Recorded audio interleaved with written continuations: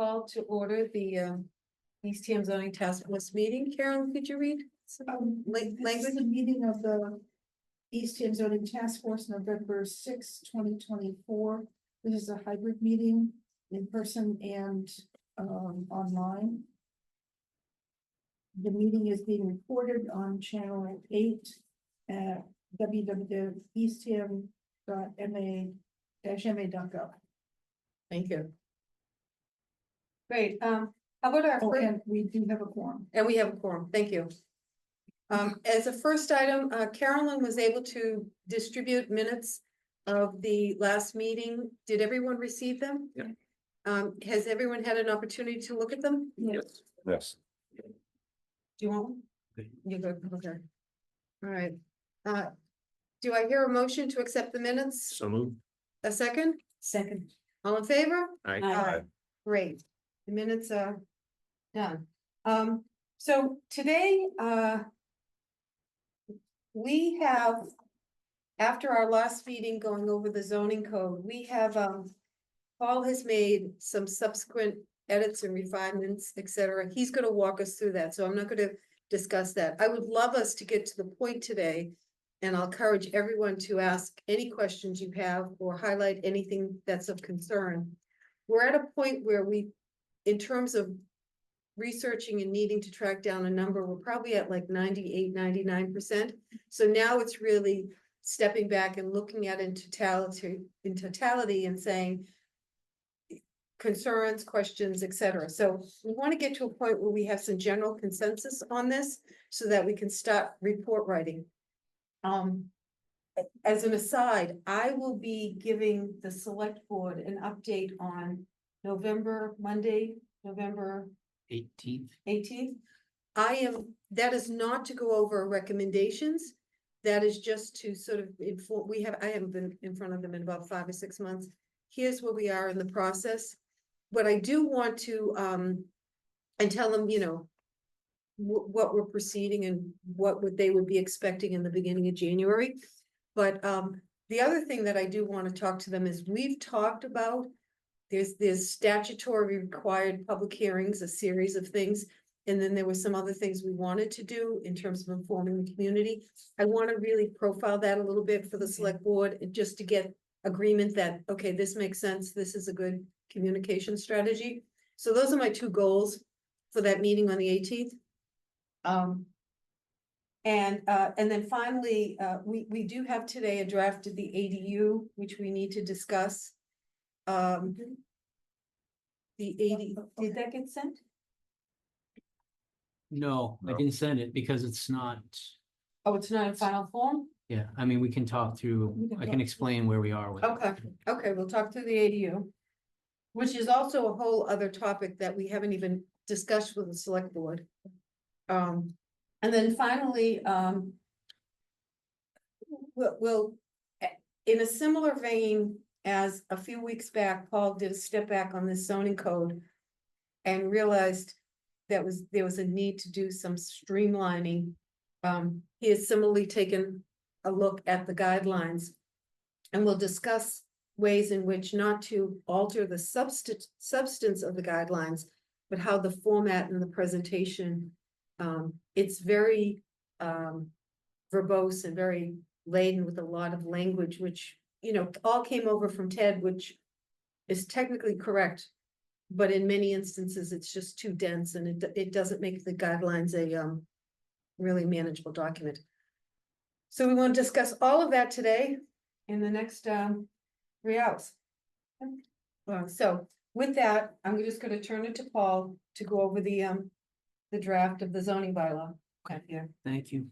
So like Mary said, once the document that you all have, I have been making some other changes, so we'll walk through those, I'll point those out, but the biggest thing is I took all this, the previous drafts kind of had everything reorganized in these different subsections. That was just confusing me.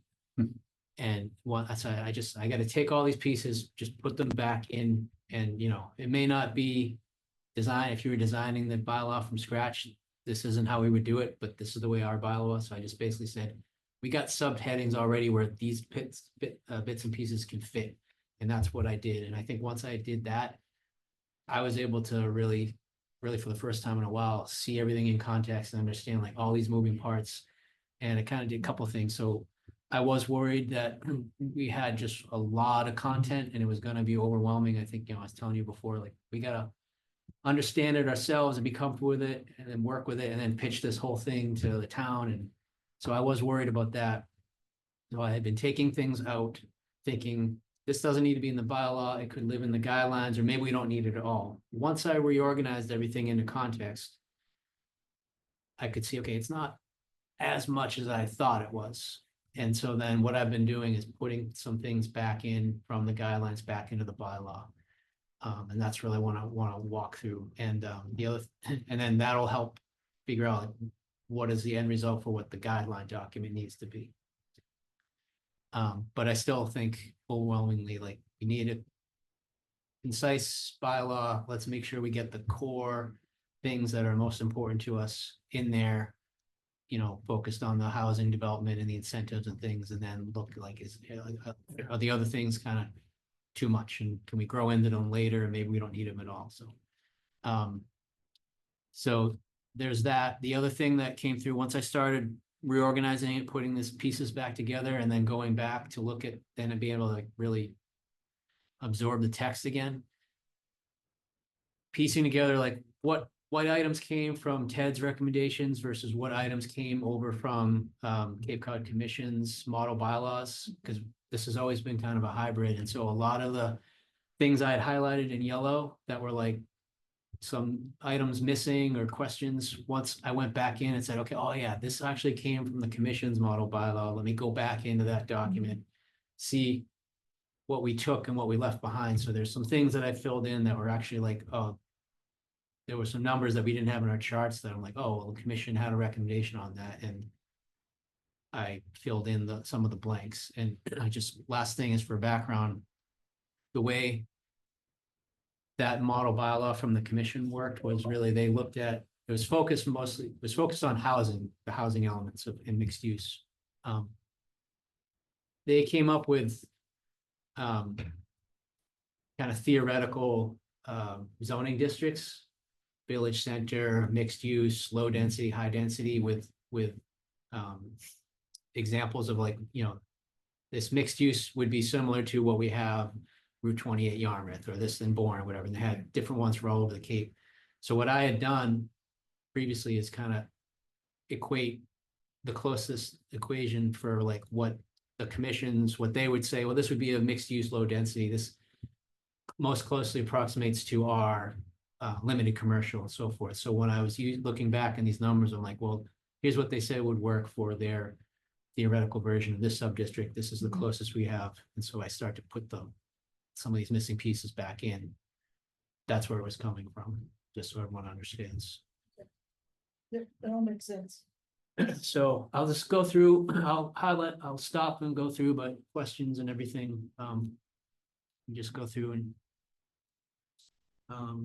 and again, black text is what's already on the books existing, blue is new, yellow is things to go over and double check on and discuss. So the beginning part, nothing changed here. All of this text I've moved and really summarized into like one sentence later on, so we'll get to that. No changes in the sub-district. So this first section here, this language came from town council. Again, we're making a lot of changes here, but we have moving pieces here will affect moving pieces in other parts of the bylaw. So we want to make sure that the work that we did with the inclusionary zoning and the hotel motel conversion, that we have coordinating language so that any of those pieces that happen in the ECSD are not exempted from that. So it's just to cover the bases, make sure that people understand you still have to do inclusionary, even if you're in this special district, you still have to do the housing elements if you're converting a hotel that's in this district. So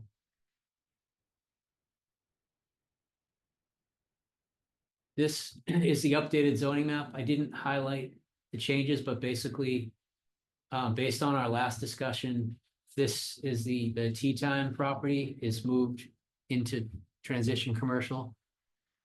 And the last 3 commercial lots on Brackett Road, on the other side of Holmes Road, would move into core commercial. I yeah. had an issue with that. I watch the traffic at that spot. And so you have 2 housing developments and you have the truck traffic coming off of Holmes Road onto Brackett. It just seems to me that it's sort of dangerous to, and I'm afraid that if it's in core commercial, there'll be more traffic. Cause you have the kids getting off the school buses, you have the trucks turning. It's just a lot of activity there and I'm just, I don't know if making it core commercial is gonna make it worse or not, but I couldn't help but think about that just because there's so much traffic right there. Well, I was gonna say, I thought about that too, but the traffic that's already there. I don't think it'll get a whole lot worse. Yeah. Because Sam's isn't gonna change.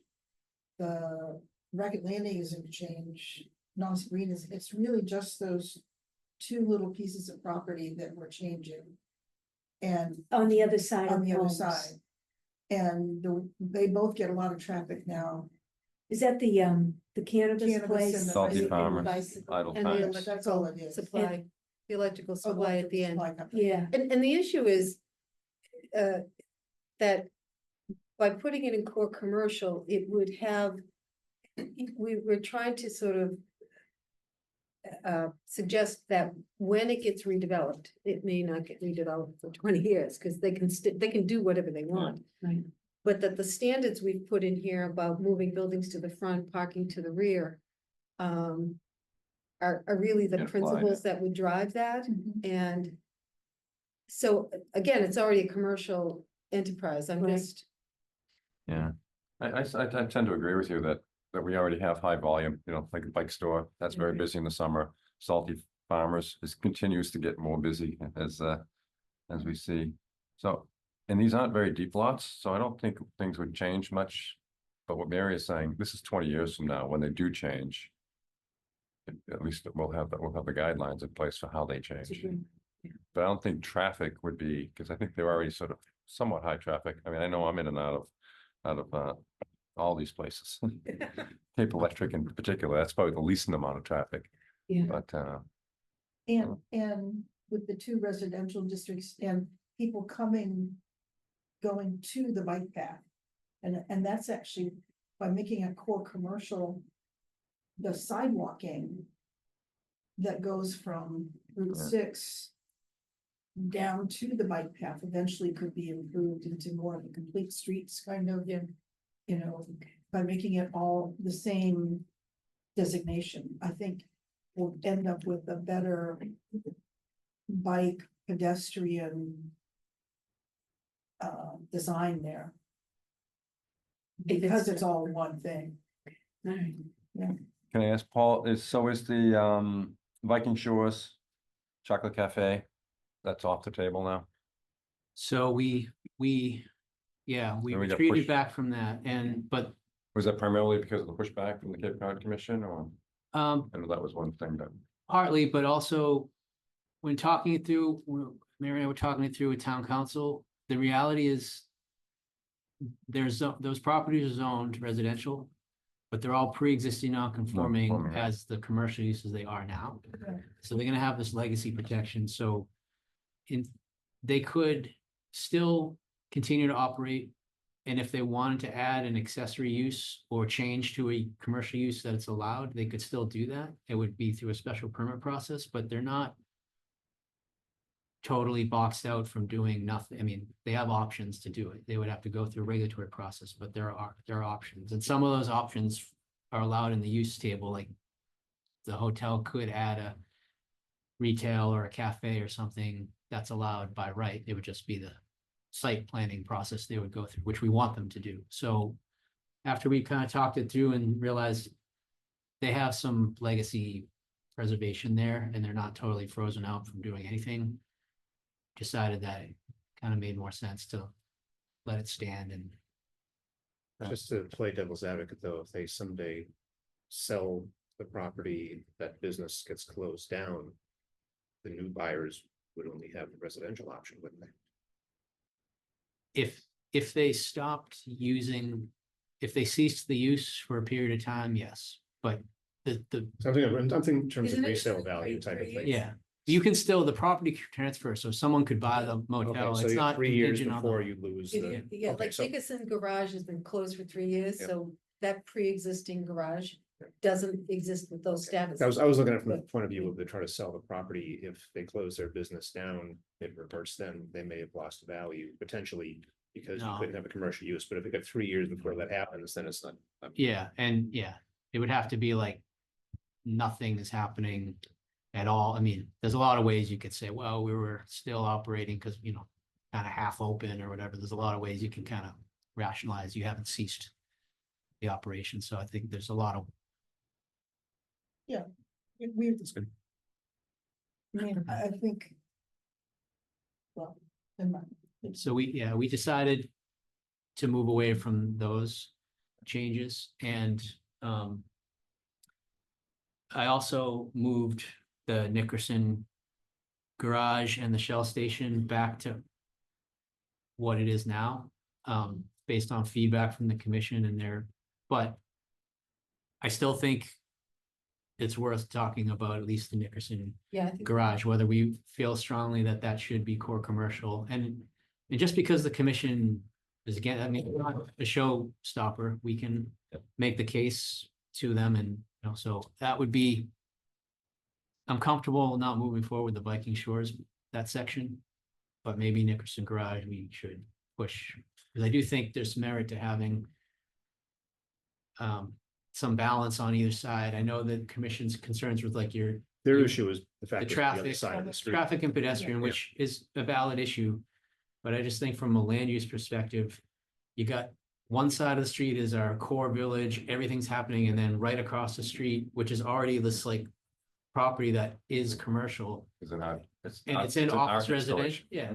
But it's in the polar opposite it's in the list. category, the least intense, so that you'd have this like top-heavy side of the road where, Let me ask you, Paul, as I'm just looking at this, since the Shell station, the adjacent property is transitional commercial. And transitional commercial does have a fair amount of commercial and housing. What if the Nickerson just moved into transitional? It might not seem as quite a leap and it's continuous on that side? yeah, I think that gets us there. I think still it's worth, if we're gonna do that, we should say Nickerson and the Shell State. I mean, I think it makes more sense to have a Yeah, little strip there I rather than don't- have like a one, because then we're kind of like, still got this one random Yeah, lot. right. Um, So that might be a compromise to say it's not the most intense Well, district, but one we're is moving tra- it. Yeah, but one is transitional. Yeah. And the other one, if the other one became transitional, we would have symmetry on that Yeah, side. no, I agree. I think that Yeah, that gets us That- closer to where we want to Yeah. be, but having some, And where Nickerson is that one lot or 2 lots? It It's looks just like the it's one. just one lot. where the OR label is, that is the Shell station, and then there's a vacant lot in back of that.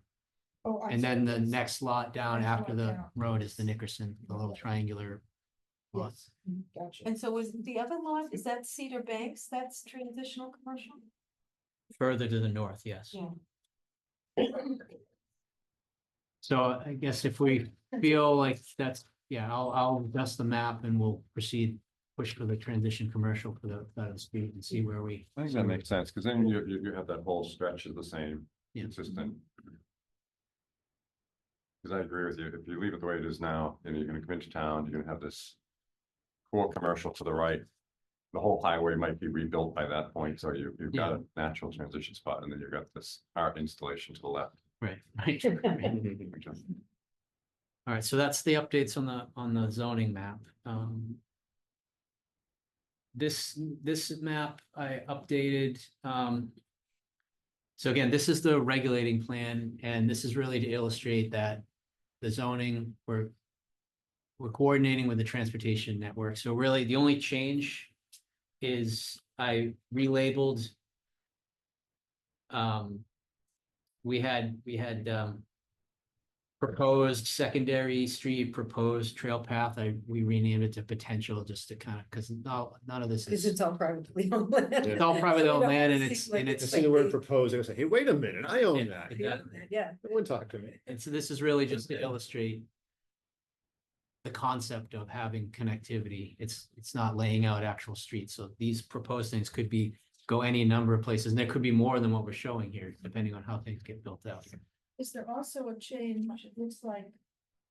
On Oh, the yeah. left side, So thank you for reminding. So I did extend the primary street. So I guess the way to look at this is, Route 6 is its own thing, and we're working with the state to do those upgrades. What we control are the other streets. Brackett Road would really be, that's the road where we would have our village center, the most traditional piece, Mhm. and why we want to move core commercial all the way down to the end.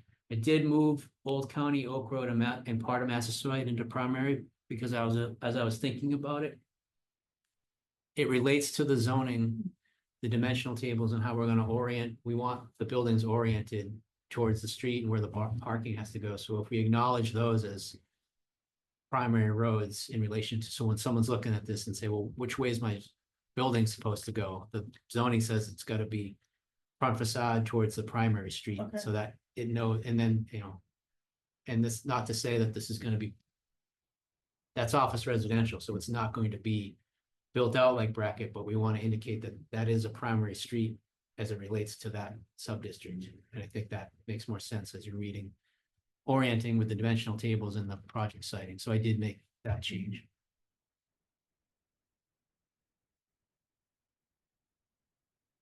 So I went through the use table. I consolidated a lot of categories, and really what happened was I realized a lot of these individual specific categories all really can live under retail sales, and most of them can live under retail sales and service, light industry, heavy industry. I think there was another one that was in there. And so what I did was I just took out really some of the, we had bakery, we had, that's retail. We had barber shop, hairdresser. All of that it's all actual it's just retail sales and service. And we kind of lost sight of this in the beginning because we put so much thinking about the use table, but really the whole thing about form-based code is we're controlling the form, making sure it's going to look good. The uses are less important because it's like, it's a pet shop, whatever. It's a hairdresser, it's a barber shop, it's a hardware store. I mean, it's gonna look appropriate, be sized appropriate, have the parking. So that's really, in essence, what I've done is just narrow down, shorten the use table. And that again was a recommendation from the commission. I think that's good. And I had taken out, I actually put back a few things. These cottage court, these residential things, because I think it's important to acknowledge, signal to someone out there, like, they could all live under the broader category of multifamily, but I think it's good to actually call those out to say, we want you to do a cottage court if you can. We want you to do these other things. So I left that specificity in. we had almost 7 pages of use table Yeah. in the earlier Yeah. version, so this is a good haircut, yeah. I added in, commercial EV charging facility, and my thought is, because we want to be specific about also what we don't want, or what we don't want and where we don't want it. This would be like anticipating, like, someone wants to do basically a gas station, but you're not selling fuel, you're doing, you got 8, 10, 12, 20 charging stations, and you have a convenience store with that kind of setup. So anticipating that might be a future use, I wanted to be specific. And, so we're allowing it by right and then special permit, but we would have some control over it. I did, Wait, can I ask you a Yeah, question? The yep. residential, cottage courts and co-housing. Why would those not be in the transition commercial where we're having residential? They're under cottage court, it's Xed out. It's not appropriate. Wouldn't that be either a special permit or yes? I think from the point of view, I think when we talked about this earlier, but we can. I Because just made you- this whole thing went out, but then I think in core commercial and transitional, we were looking at the more denser units as opposed to. Right, so in the transitional commercial, wouldn't a cottage court be appropriate? Am I I missing? mean, that's basically tea time if you're talking about that. Well, the transition commercial, Well, I think. It's not that it wouldn't be appropriate, but it's just what are we trying to Achieve the- incentivize there? So would we want to reserve transition commercial and really be like those multifamily apartment buildings or townhouses as opposed to cottage? Okay. as It's not- opposed to but- Individual. Yeah, it's Right. the It's the density. individualness Yeah. of it. Okay, because cottage courts can be pretty dense. Well, they can be dense, but I mean, you can get like 20 cottage courts on a few acres, but the question is, are we looking to Right, get okay.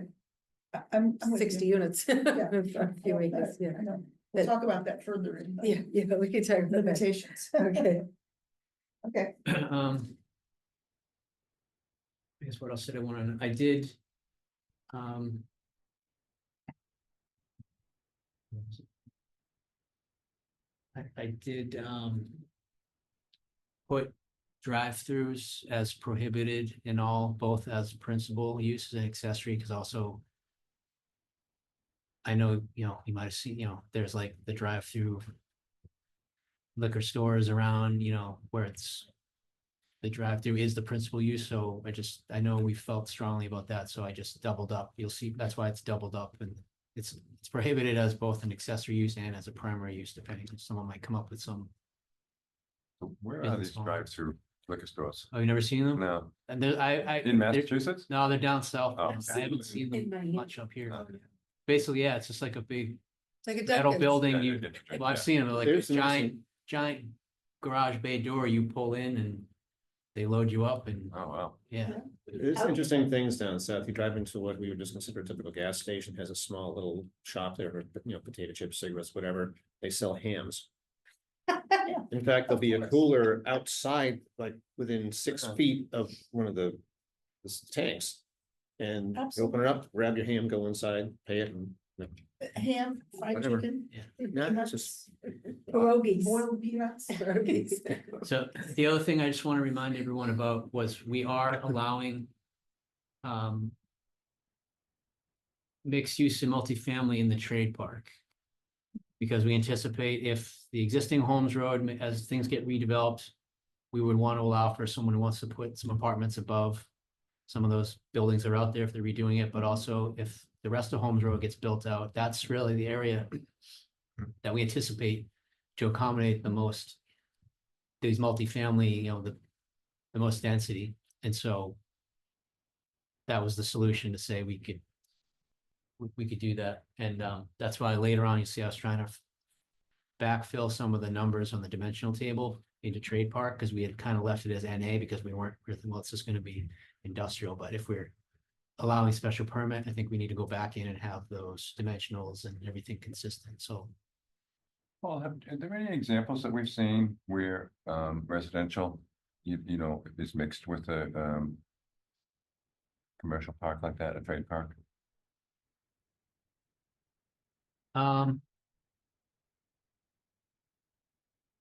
Trying to think of like, how's that gonna?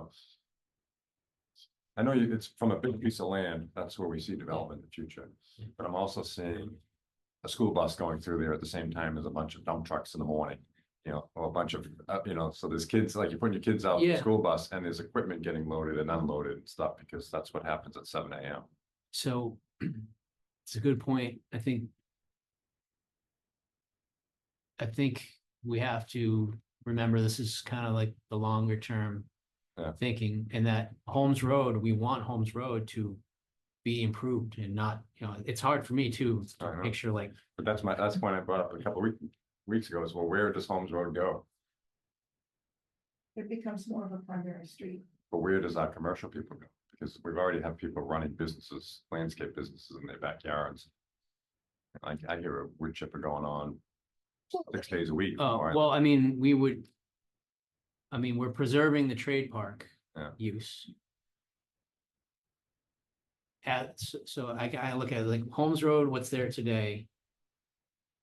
As things get redeveloped, we would be pressing, through site plan review, would be pushing to like, piecemeal, you gotta put your strip of sidewalk in. It may not go anywhere and it's next to like the road's not Yeah. great, but over time. You build out, and so we have the pedestrian connectivity, the landscaping, it starts to look better.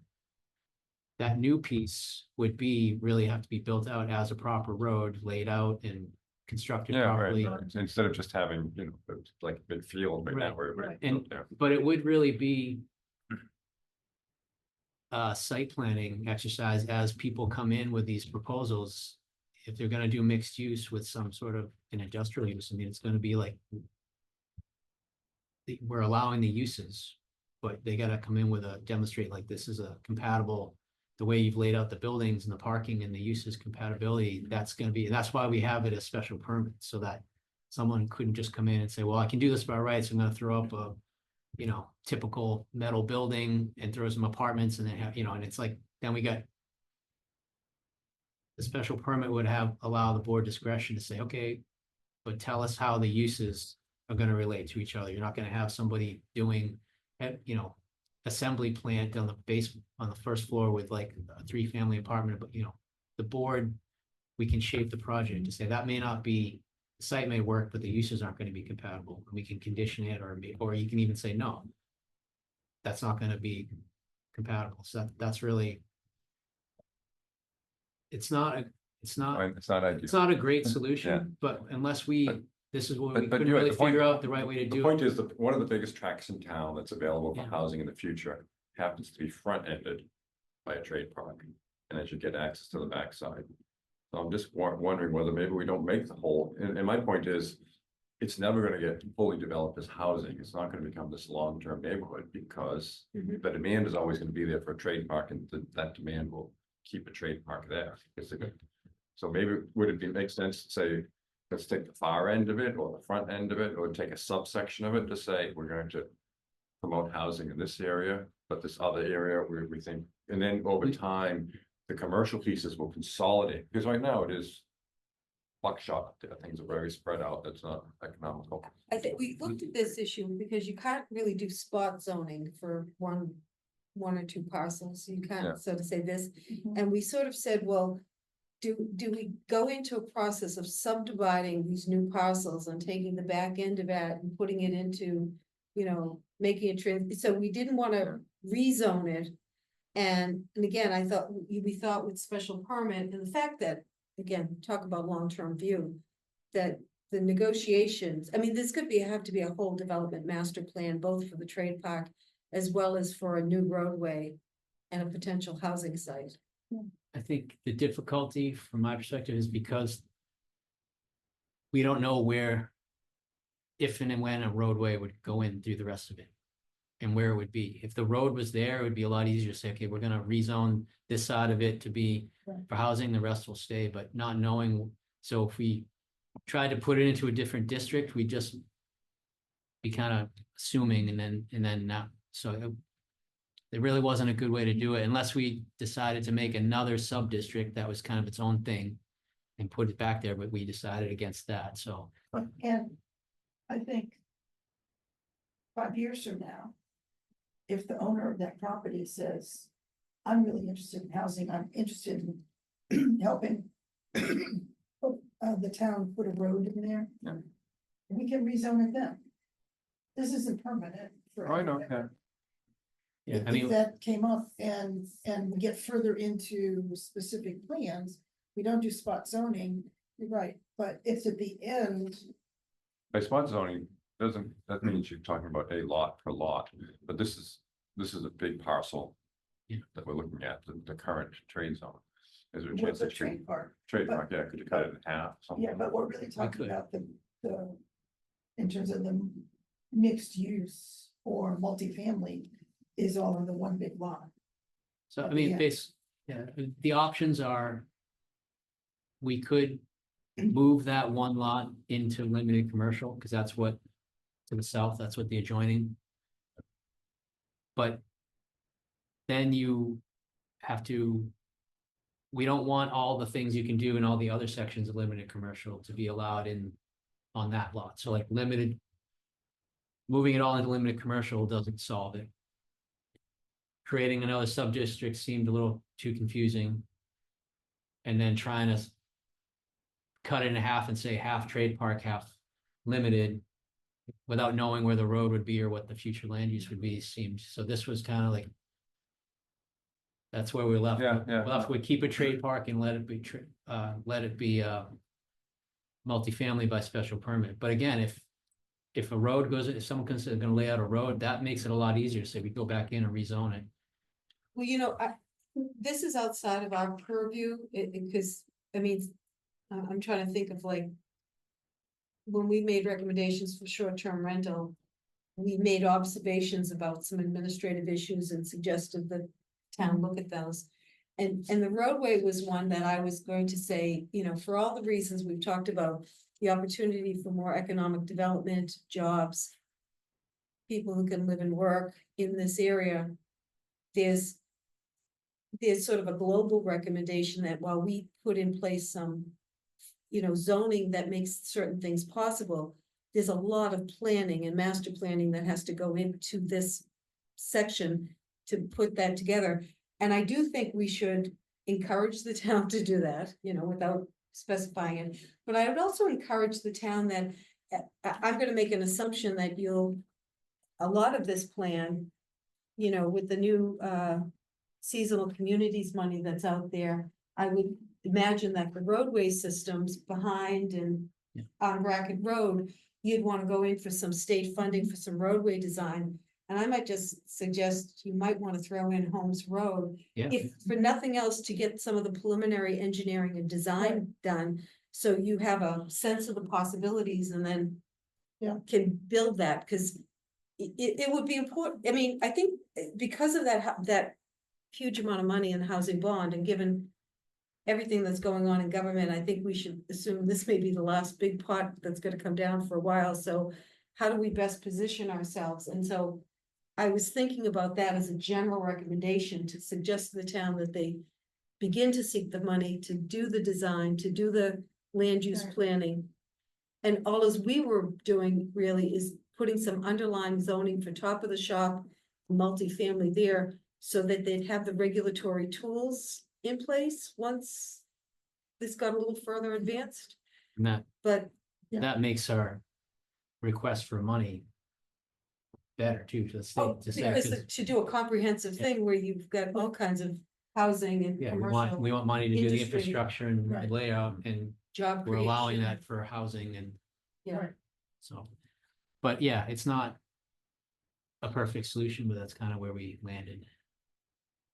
Okay, thanks. All right, moving along, all of this section deals with pre-existing non-conforming. I've moved that further down. We can get to that. So we're really in the use.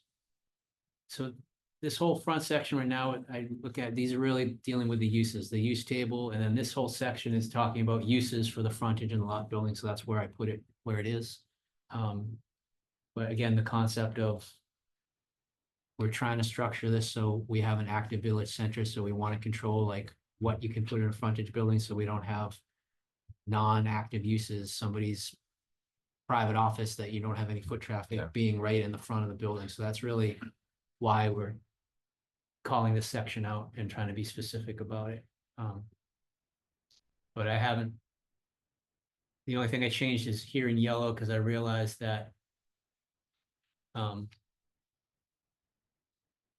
if you got a frontage in a back building, the parking has to go somewhere, so we have to allow that you can have the parking Between in them. front of the back building. Everything can't go in the back, so. Right. It was just trying to clean up that oversight.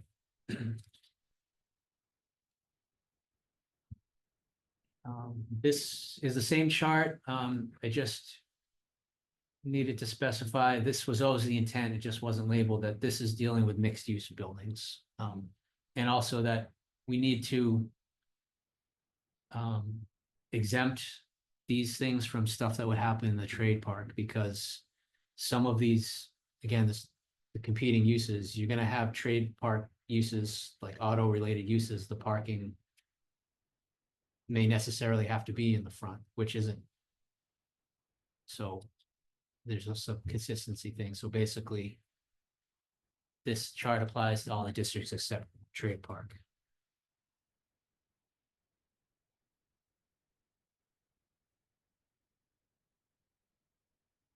So this is some new language. On height bonus. We want to. So everything in this district, as we know, is pre-existing non-conforming in some way. The buildings are not where we want them. The landscaping doesn't exist. The parking's not where we want it. So this language is really trying to address the fact that we're gonna allow these height bonuses, these density bonuses to encourage certain development styles, but we don't necessarily want to reward somebody for putting a second floor and adding residential uses, which would be good, but if they're not gonna do anything else to the site, like, Right. I'm not moving the parking, I'm not doing anything, so this is language, the purpose is this to really try to communicate that clearly, that you don't get these bonuses unless you're really redeveloping the whole site and making improvements.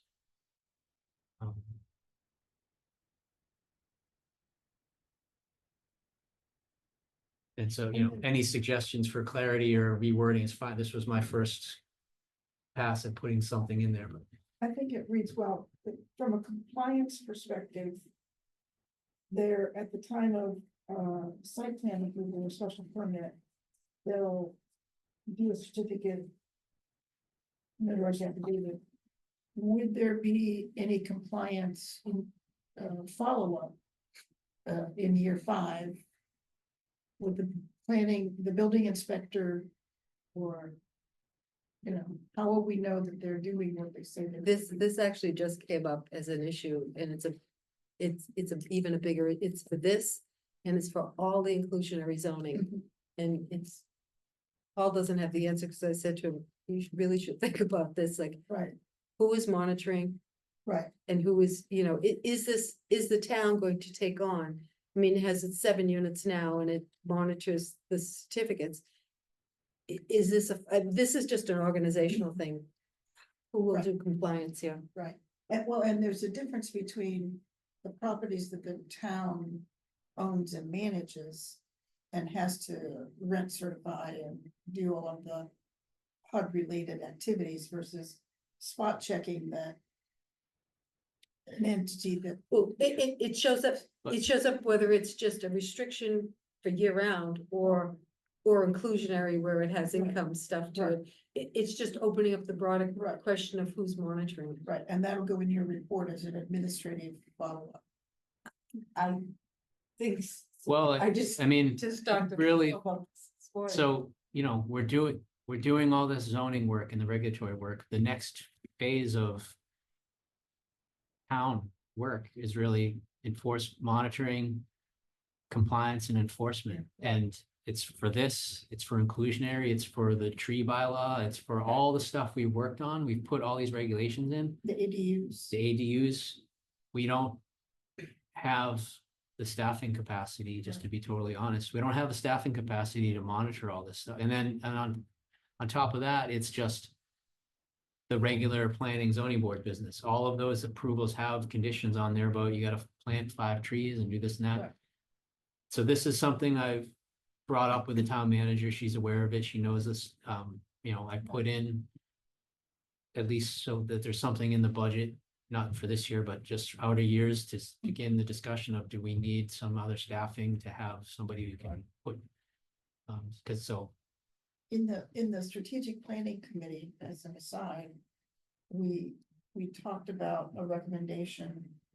Not as part of the, well, as part of the strategic plan. As an action is to be sure that the town has. And it maybe already exists, we just, none of us do. And just like we have a capital plan, 5-10 years out, capital plan, a staffing plan. 5-10 years out, Mhm. that projects growth in. Services and activities as well as in terms of the town, so. Yeah.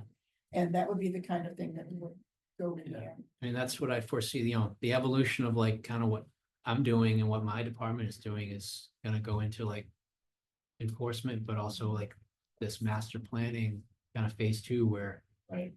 we have to be out there engaging with the property owners to get Holmes Road laid out, to get the 2 adjacent property owners to team up to do the shared parking, all that stuff is gonna be like kind of the evolution of what we need to do in town for planning. And just as an aside, I've been. It'll come up, you'll see it in the edits here, but I've been pushing Paul to say, because we had an option for peer review of proposals in the current zoning. It didn't have a lot of teeth to it. Right. And It's so changed. I asked him to include that, and my theory about that was, with such limited capacity, I mean, I said to Paul, we're kind of marching through here, wastewater's happening, we're doing the zoning, and then maybe next year you issue RFPs for town center and tea time. That's kind of like a work plan, but you could have 2 or 3 other major sites along this strip. Just once zoning gets in place, someone could buy, I mean, you don't know how many developments are gonna start coming at you with, Right. with a lot of stuff, and given your limited capacity, if you get one of these big developments at a minimum, taking their proposals and sending it out to a firm who says, tell us how it matches or doesn't match with our zoning regulations, it's just essentially what they do. And they go into the traffic studies and they say, well, you would question this. He needs like another set of eyes and ears Okay. if he gets hit with some So of this stuff. that's gonna be in your report. It's in here. In the review. It's in here, It's but in here, it's, but it's but it's also- also that's the rationale. I was just, since we were talking about capacity. Yeah. I thought I'd just say Just it. a note, on the, where you are on the dimensional table, just be sure as an edit, when you get to the final edits. When we list, tables like this, where we have the different, districts listed in columns, be sure they're always in the same order, sometimes they Yeah. switch around. Oh, I Yeah. noticed that too. Thank you. Yeah, we gotta Yeah. clean that up. And, That's the trade partners second on. yeah. I know. it Yeah, just- I know, we've been it's chasing that easily down. We confusing. We gotta- could, yeah. Ted put them in a different order I every know. time he I know. give us a draft. It's like, Ted. So basically everything is in one, all the dimensional items are in one big table and we've broken that up. So now we jump on to these tables. So building footprint height articulation standards, I put numbers into the trade park again, because we're gonna have mixed use buildings. And I really just kept it, I just took the same numbers for the other districts for consistency. So I put that in for max footprint, the facade and roof form. So again, there's 2 things going on. There's the continuous building facade and roof form, which basically means to avoid long stretches of just solid walls. You got to change direction and alter your roof line. Then we have the facade articulation. You got to have a bump out or a recess. And then the building fenestration, the last one in yellow here, I added, this language is already in the bylaw. It's just kind of buried further down in the building. I can't read that. This It's last like- section is building fenestration architectural features, and basically that's part of the architectural design. So And what is this, what does it it say there? says you need a recess or a projection from the facade at least 4 inches. So you gotta, there's kind of 2 things going on. The facade articulation is you need to go kind of expand, contract the building out, have Right. jogs in the building. The fenestration is the materials. So you're breaking up the material. You have columns, you have awnings, you have Right. different Okay. textures. It if you're doesn't doing count it. unless it's 4 inches. Yeah, so that you have some, you That's just what don't they have a did. flat. They built that building in Fenway, and on paper, it looked fantastic, not at Fenway, at Kenmore Square in Boston. And then when they built it, it was all glued on stuff, like on paper, it looked like it was real, Relief. sandstone relief Yeah. and stuff. Yeah, And then it was just fiberglass panels that was like, well, yeah, on a piece of paper, it looks like you've got these nice archways and stuff. So I assume that's what you're getting at. yeah, that was the intent. Yeah. So this language is already in here. I just seemed like it also, it should belong in the table, so I just moved it here. Under the footnotes, Mhm. I have just a couple questions. Yep. Under the first one, the buildings that exceed 35 feet, so that means above 35 feet. Shall be set back a minimum of 200 feet from the Route 6 right away. 200 feet's a long way. That. It's the backlot buildings, the ones we're gonna get, they can have a bonus of up to 39 feet. Right. Is it only the backlot buildings? Only the backlots are allowed to go Above up to 35. This said that exceed 35, so Right. the front lot ones Right, with the bonus could go to 35, the back lot goes to 39. So your question is 200 feet, is that too deep, Paul? You've got an activation zone, then you've got a building, then you've got the space between the buildings, and then you've got the building that can go But- above I 35 was just thinking of some of these lots. 200 feet is at the end of the lot. Yeah, the end of the you're- lot. you're out of it. Well, the areas where you're going to be able to do that Yeah. are transition commercial and limited commercial and trade park, which is where we have those large, that's the Holmes Road, that's the back lot of Atlantic Oaks, the whole area behind the hotels. Tea time. Yeah, so I mean, we don't necessarily want to have a 39 square high building in core commercial anyway. I mean, Right. that's not gonna, That- so it that's was right. kind of like anticipating that it kind of forces you can only do those on those bigger lots in those sub districts where you can fit it anyways. So. I was just thinking 200 seemed, Yeah. Yeah, well, I mean, it's, I don't know. I mean, is it easy to, could we just check, like, for example, like, where what is it, Cafe 41 or something, what is it, Bistro? Bistro 41. Bistro 41, that sits on way back, on the See. back of that lot. Zoom in on it here, I'll tell you. What do you want to know, Mary? I just wanna know what's the setback from Route 6? Where that building is. Yeah, that would help me to have a visual image Visual. of what that looks like. Where's Bistro 41 now? Next to the Red Barn, We're next, south of Red Barn. Ragusa and Bistro 41. Used to be Brian. Taco. Place. Joey's Joint. Yeah. Is Joey's Joint still there, or did Lugosa take over? I'm still there. I couldn't figure out Joey's joke. Can't figure out the composer restaurant that old. Well, if you went into the Man. brine, it was like to the immediate right, there was a Yeah. separate little door, but you go inside to see it. Yeah, Door that go in there. I yeah. never went into it. So What's we're that? talking about Brine, Yeah, the front door of Brine to the back door, so. 200 feet. And 200 feet brings you to the back end, the back edge of those buildings. the back, so that might be a little too, Those buildings, the front of the building, I would say is about 180 feet from Route 6. so should. Oh, should this be closer to maybe 100? Or 100 quarter or something? I know we want it off, but.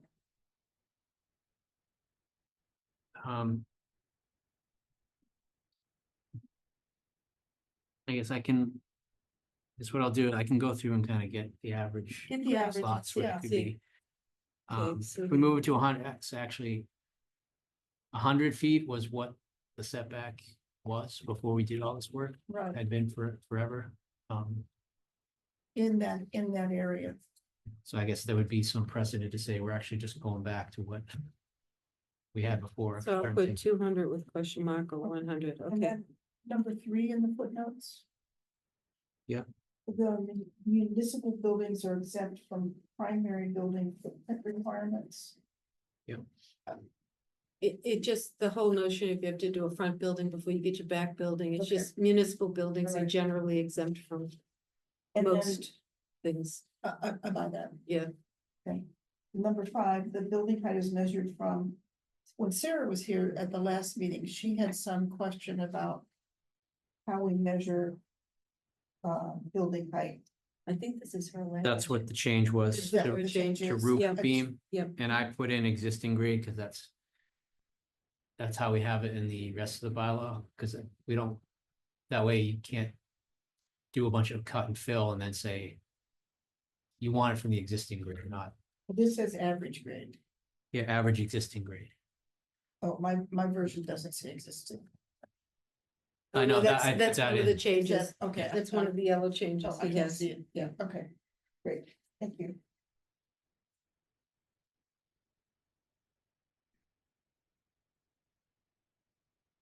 Building separation, coverage buffers, so.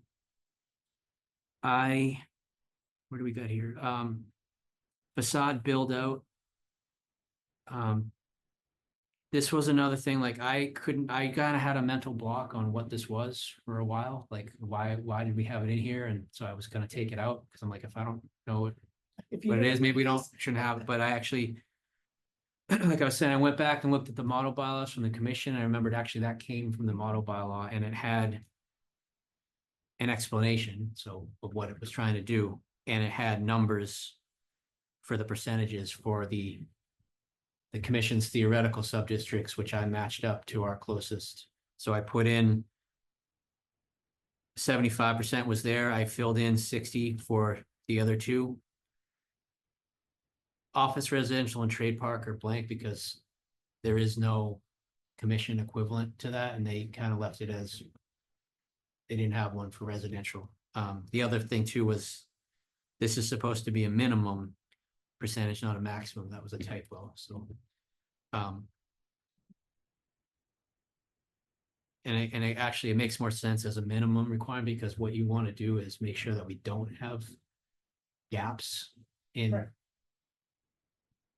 You know, so in the future, this thing's, you know, and I actually see it every day at when I drive home, and Harwichport is a perfect example, because they got all this nice stuff, and you're walking down the sidewalk, and it's nice streetscape and stores and restaurants, and then there's a huge gap where there's the Cumberland Farms. There's something there, but it's a big parking lot. Right, So it's like visually, you just stop walking. It's like, there's nothing left here. Even though the store is on the other side. So like, that's kind of like, started clicking what the heck this was Mhm. for. And that was to make sure that this is. Mhm. So that was the change on that. I put back in max building coverage. That was something the commission felt should remain. We have it in there currently.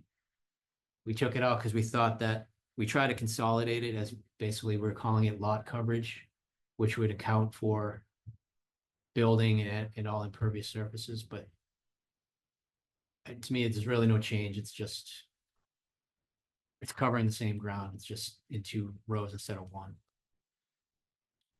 is the max building coverage, that includes the impervious surfaces?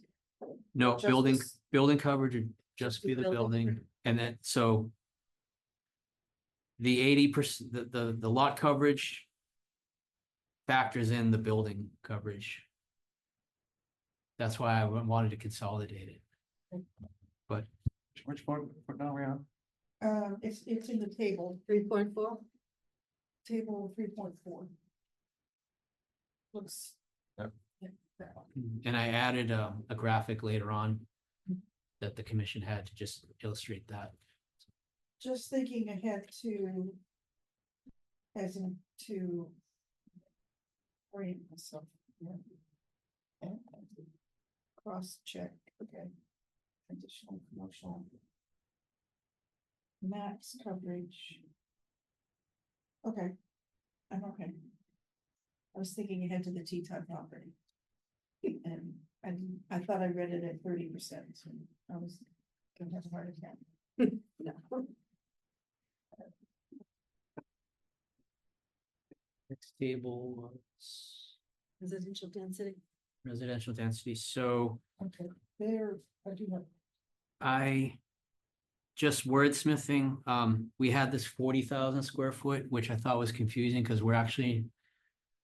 Not putting in a minimum lot size. That's one of the things, the form-based code, we want you to be able to subdivide. So if you got this little postage stamp, we want you to be able to develop it as long as you can.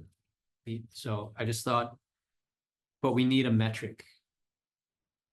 To be able to, have the ratio. So it was just seemed. Not referencing a specific number, because then people think, oh, I need 40,000 square feet. So I just changed it to acre. Hopefully to make it. A little better, and then I put in, again, the trade park, I filled in. The blanks anticipating we're gonna have residential. And then what I also did was. In the single family home at the bottom. The way I was thinking about it was. We're trying to promote more density. And have the multifamily units. Single family home is obviously the least dense, and that's probably. We're allowing it, but we probably don't want to. Right. Promote it necessarily, so I downgraded it to 2 units. And that number came from the fact that. If you recall, a couple years ago, we changed. have the cluster open space Yeah. bylaw, and that's the density. Compatible. So if someone's gonna do single family residential. It's not. The most efficient use for the density. But we want them to do a cluster, because at least it's. Land use wise, it'll be better. And that's, so it's kind of aligning it with what numbers we already have, but trying to disincentivize it as. We don't necessarily really want you to do that here. We'd rather do townhouses or multifamily or cottage core or something. So that's what. That's what the numbers, that's where the numbers came from.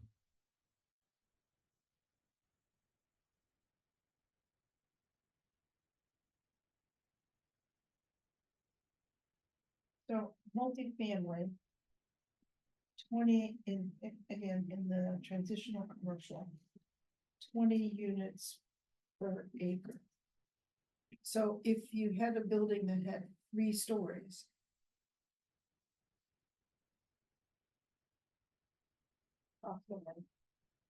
What's the, It's, well, that isn't necessarily by acre, because those are gonna be. In a building, like the townhouses, the townhouse, I'm sorry, I read it wrong. 20 units per building? yeah, 20 units per building. the townhouse duplex and single family, we need the acre because it's. 1 unit. Multifamily would be, the units are in the building. I got it. I'm good with that.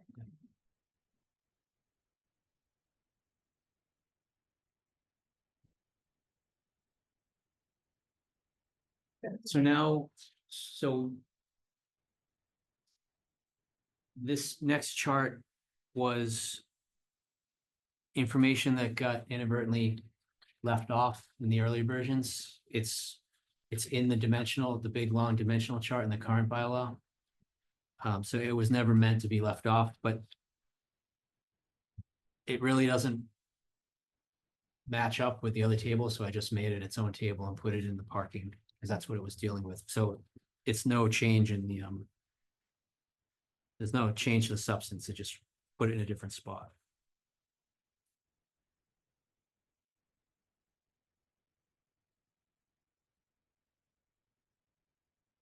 So again, you'll see this is all this blue it's all language we've been working with. I just put it where I thought it matched up best. The only comment I have is. That figure 3.7, the one that's up, you have up there. Yeah. It's massive. I agree. I actually took this out because I didn't think it was a good illustration, but I put it back in just because As a placeholder. It yeah, was half the size or a third the size. It gets- I'm looking for a better Make it a graphic, better graphic. but I think it's good. I mean, all it was really doing is just pointing out, if you don't know what we mean by an interior median island. Right. But if we can get a better graphic of a smaller scale parking lot, it would be better, I agree. That looks like market basket. Yeah, I agree.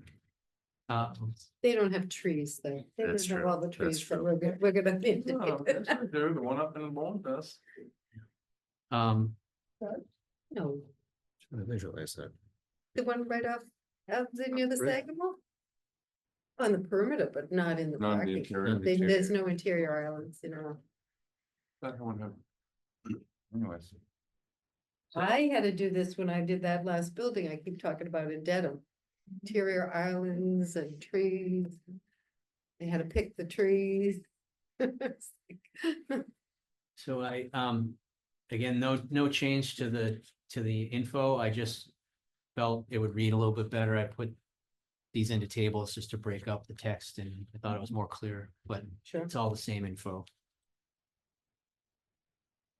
You should keep going for, we're running out of time. Let me just, so there's nothing,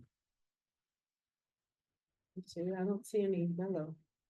Oh, yeah, alternative. yeah, there's nothing really here, except I did add in, Mary, we're both right on that. I did add in this. I like market basket. It's- I got Google Maps here, so I can check. It's 50-50, some are not, and some are. Because I'm like, I know I wait in the car there and I look for a shady spot when I pull in there. I don't blame you. So I did add in a new graphic, this 311, which was from the commission bylaw, again, just to illustrate what lot coverage is and how it's calculated. Go up a little bit just to flag the vote. See the 15% there Oh, for yeah. EV? Does this, so we had originally had 10%. We've been running with 10%. The commission's bylaw wants 20%.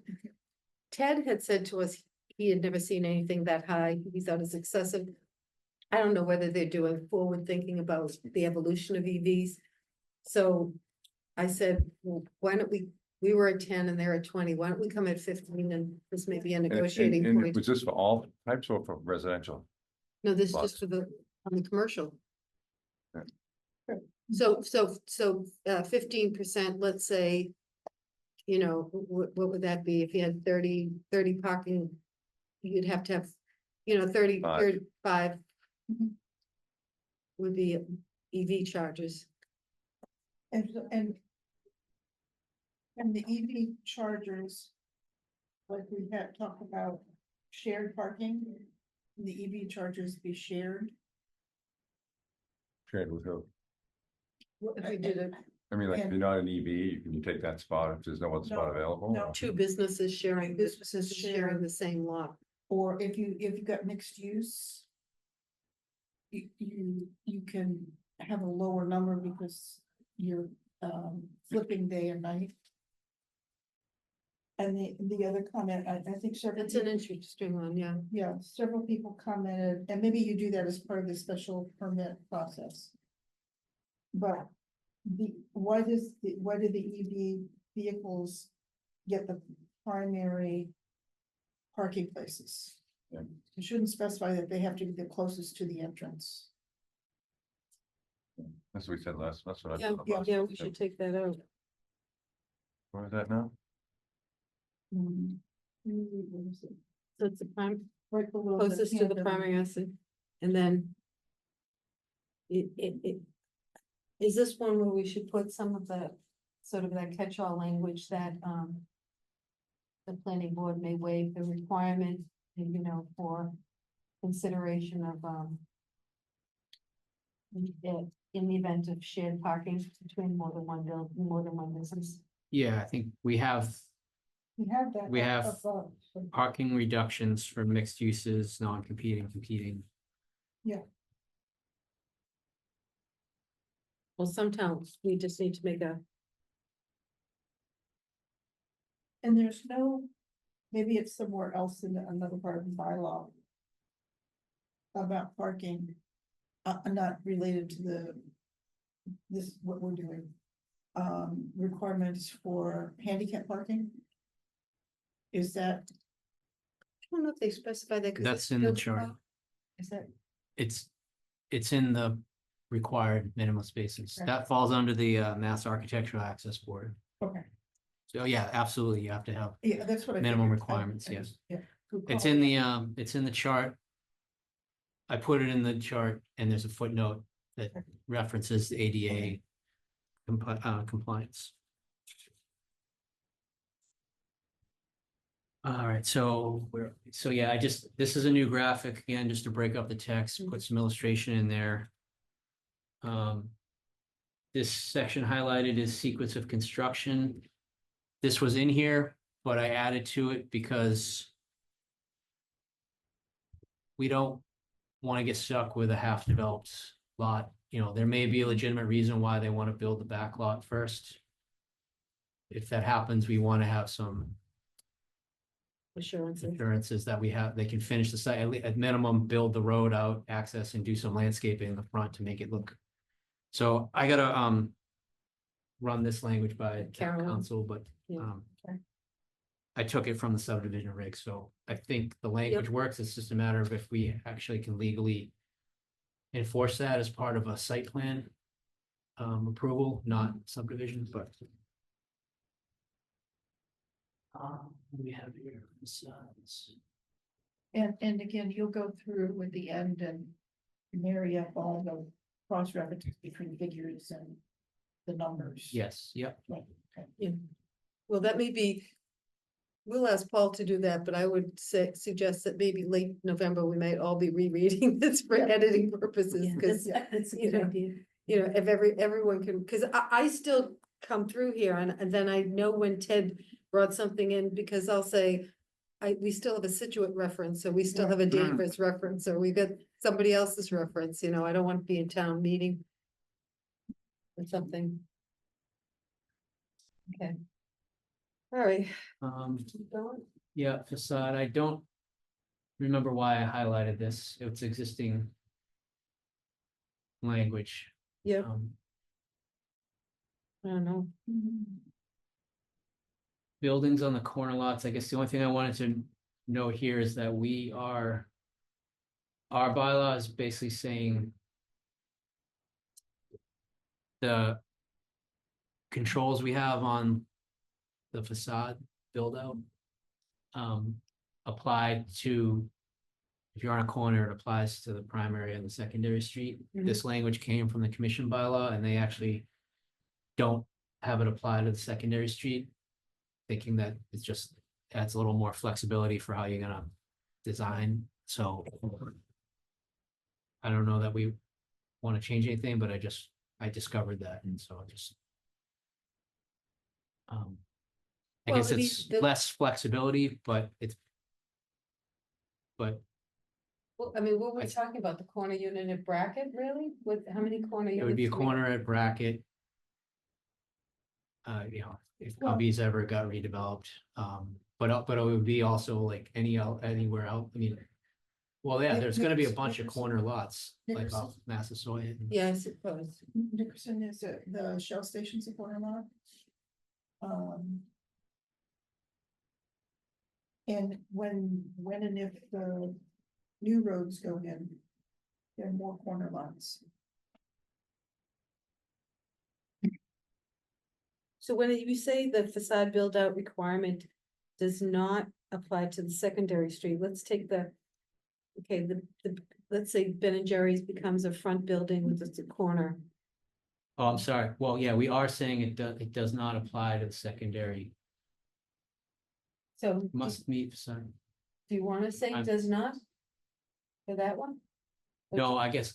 Or do you want to have something? Well, Okay. no, sorry, I messed up. This is consistent with what the bylaw was. I just want to point out that if you're on, so it's the facade build out on a corner lot applies to the primary, not the Not the secondary, secondary. which is what the bylaw, which is what the model bylaw. I would almost think it should be, like we said, we're not sure how these internal streets will play out, but on the internal streets, you would want it to apply to both corners. But you could put something in there saying it could be waived, because Yeah. if that secondary road is just going to where the dumpsters are or Yeah. something, you know, you could waive it Yeah, I Sure. mean, if it was a Ben and Jerry's, you'd want the whole facade to Right. Both to the sides. corner as Nickerson the same way. But maybe this is one where, there could be just some I would say you require it, but. required, It's a waiver but might be process. waived. Good. Side.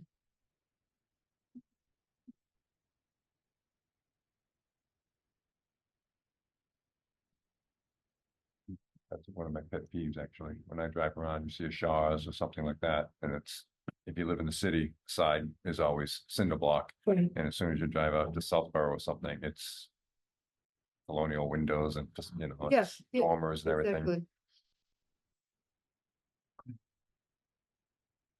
Okay, This, again, this is the graphic I added in from the model bylaw.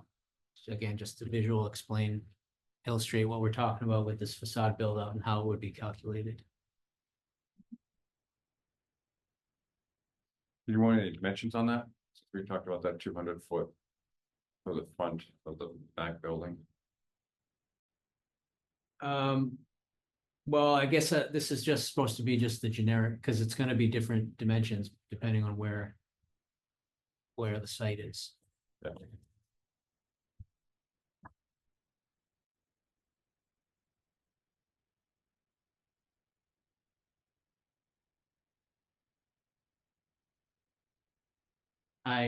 So we had this language about building separation.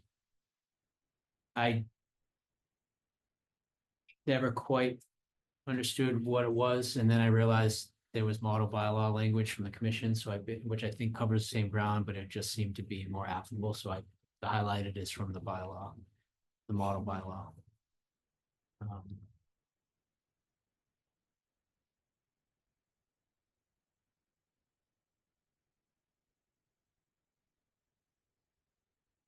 No changes, except here is, I added this graphic. We actually had this graphic in a few editions ago, Mhm. again from the commission, but this is illustrating what we're talking about with changing Yeah, like the that. articulation and augmenting the roof form. So again, just, and this gives a variety of ways that it could be done, depending on how you want to do your buildings. I thought that would be helpful. This is all the same.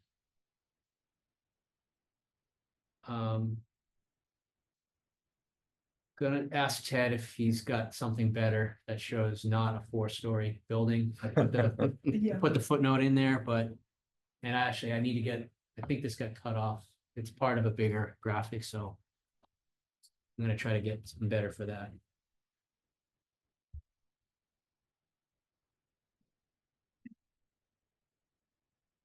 This is all same language, just put it where I thought it fit. These are all the same graphics we've been working with. Lighting standards, so I put in this provision about the internally lit signs. Mhm.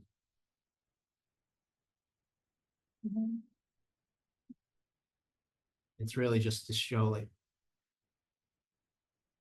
we're not talking about the exterior, it's like something hanging in the interior in the window. It would prohibit that. I like that. Yeah. So, but how would that work? Oh, I was thinking about that. So now.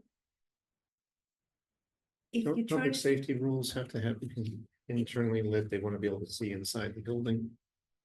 this is. This would be for a sign. a sign, This is like you, Coors beer. Coors Beer, Budweiser, Chili's. in neon. but somewhere. On 6, there's a sign that says open. I don't know where that is, but so no interior signage On new windows, on your That are windows. that's lit, That's lit. looking out. How would people know the store is open? Well, you've got flags, you've got your signage, you could have signage. But you can't have anything inside at night that would indicate that a store is open. Well, if they were open, There'd be their lights. lights would be, There'd be lights. I mean, the sign thing, I was misunderstanding when I asked my question, but I'm thinking, let's say you're on the outside of the building. Right. On the inside, there's a wall behind me and it says Chili's across the wall behind me. That would be a no. But if you take a Chili's sign down, those lights are still on. The lights Over are up. here, there's people moving around. Yeah. I'm trying, it's not it's prohibited in. I'm trying to open up it's prohibited in, several of the design guidelines we looked at around the Cape. Let me just see. Yeah. I think it's the town of Bourne. I'm trying to call it up. They have a great picture because they have a sign, a backlit sign, and then they have a big X. So, Yeah. let me see if I can get that up. It's a really, I mean, it's intent is a couple things. One intent, really, we heard this from Provincetown. It's one of the ways that they sort of mitigate formula businesses of not having certain like bright orange, yellow, Yeah. you know, things kind of, whether it's blinking or whatever. So it started with the formula business. One of my past lives is in homeless services. I did a lot of work in addiction treatment. Budweiser sign, all those neon signs is a Right. huge trigger. Oh, it's a Really? huge trigger. You go to addiction. Yeah, but those signs trigger people's relapses all the time. Maybe that's why Vegas has a neon museum. And they have neon everywhere because they're trying to trigger all the behavior. But I'm just looking at, see, one is coming up slowly. This is an example, we have elsewhere in the bylaws, we have lighting standards, right? Yes, Right. And so the language we said way up at the top, that you still have to comply with all the other stuff. Well, we don't have lighting stand.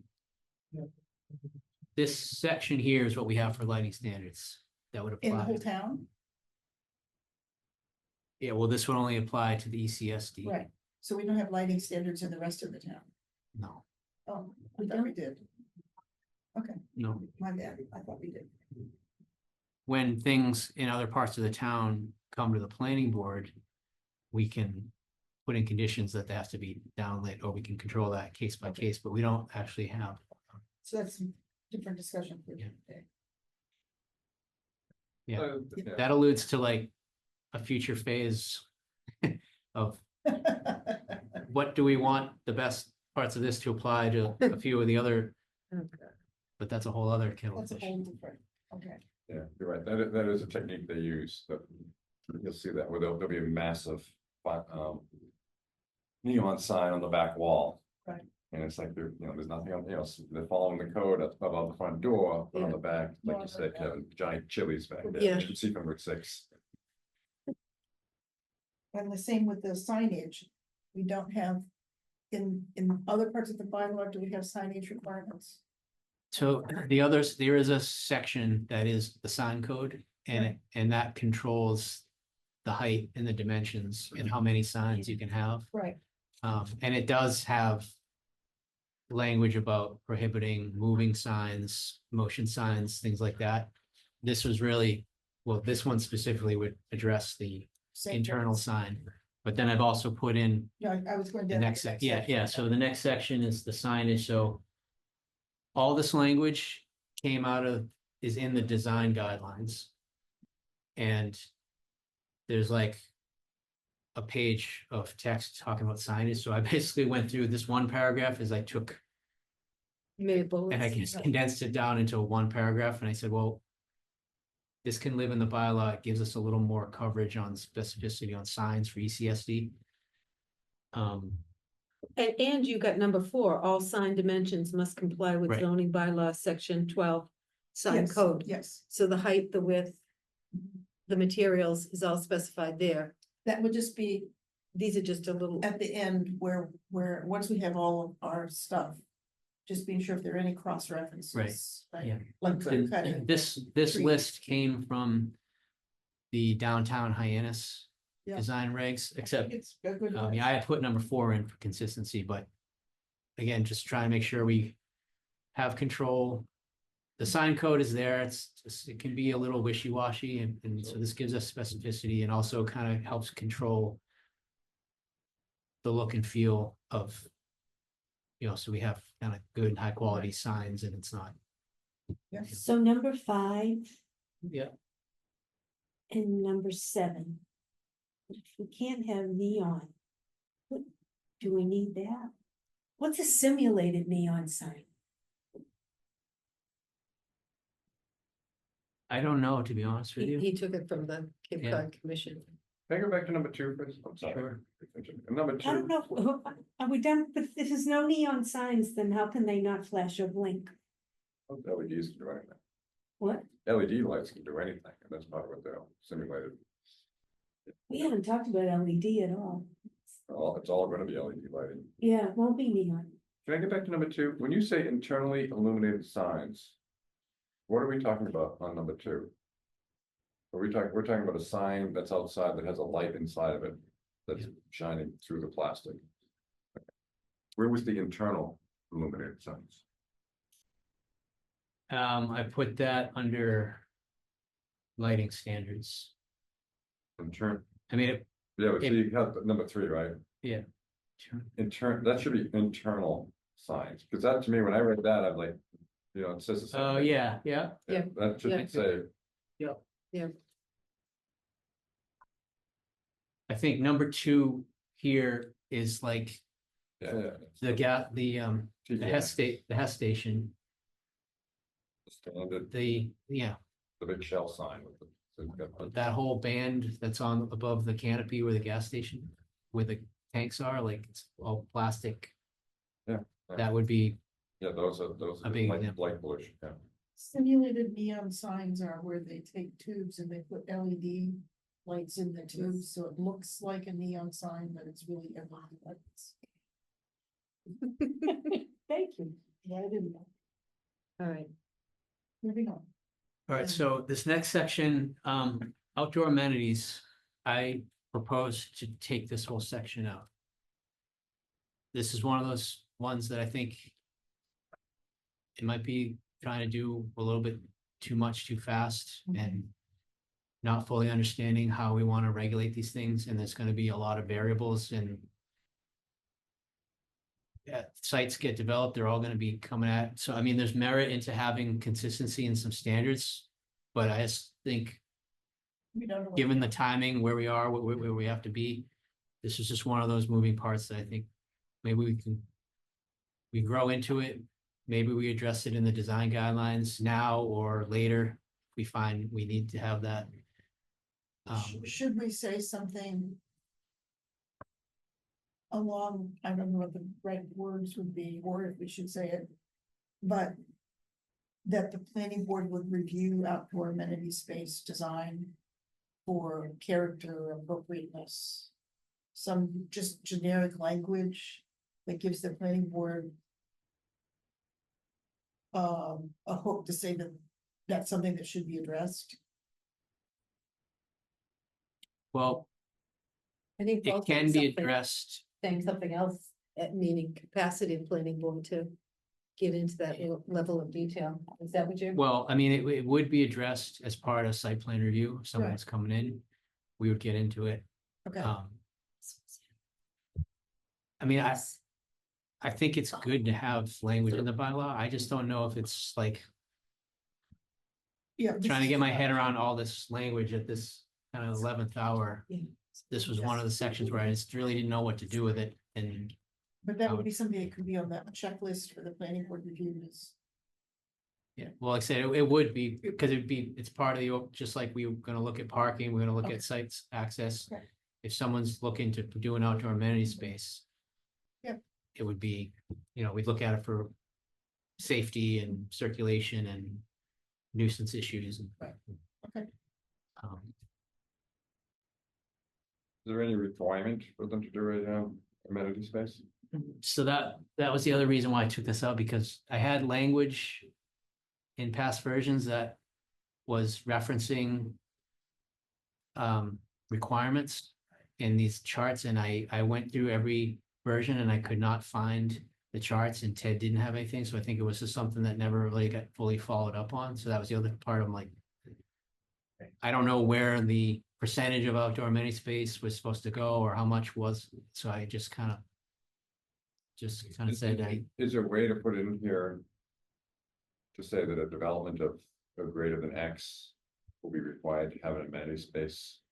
And then, to be approved during the planning process, just to say that. You propose it, if you're the developer, and you're gonna build something that's greater than 3 acres in one of these spaces. That you should be considering this. Like some sort of a pointer saying, you're gonna be required to do this when you get to planning, so we're letting you know now. If you're ready to take a scope. well, I think if we did that, You it's don't know the kind of, numbers. yeah, I kind of back into like trying to figure out the metric. I mean. But- I guess the real. I took it out because I don't think I have time to Yeah. deal with it, to be honest with you, so, but I think it's something we should, There would need to be- Address at there some needs to be a point. trigger someplace. yeah, Say, maybe we don't, maybe you don't specify everything, but you say, if you hit this trigger. Your proposal should include an amenity space and leave it at that, don't spec it.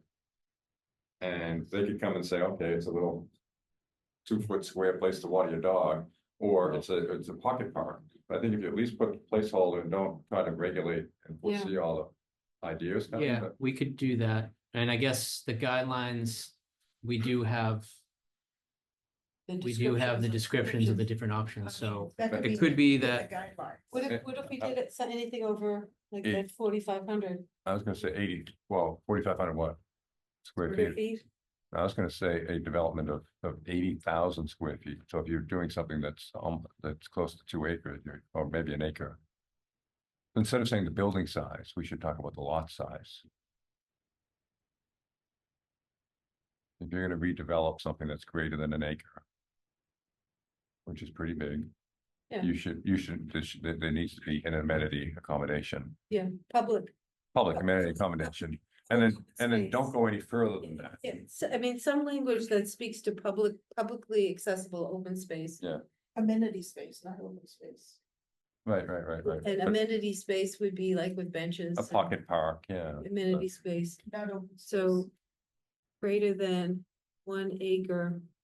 What's an acre lot? on here? 40,000. Oh, I know that, yeah, but I'm looking down here on what is, so when we look at, the corner of Brackett Road that the town bought. The T-town.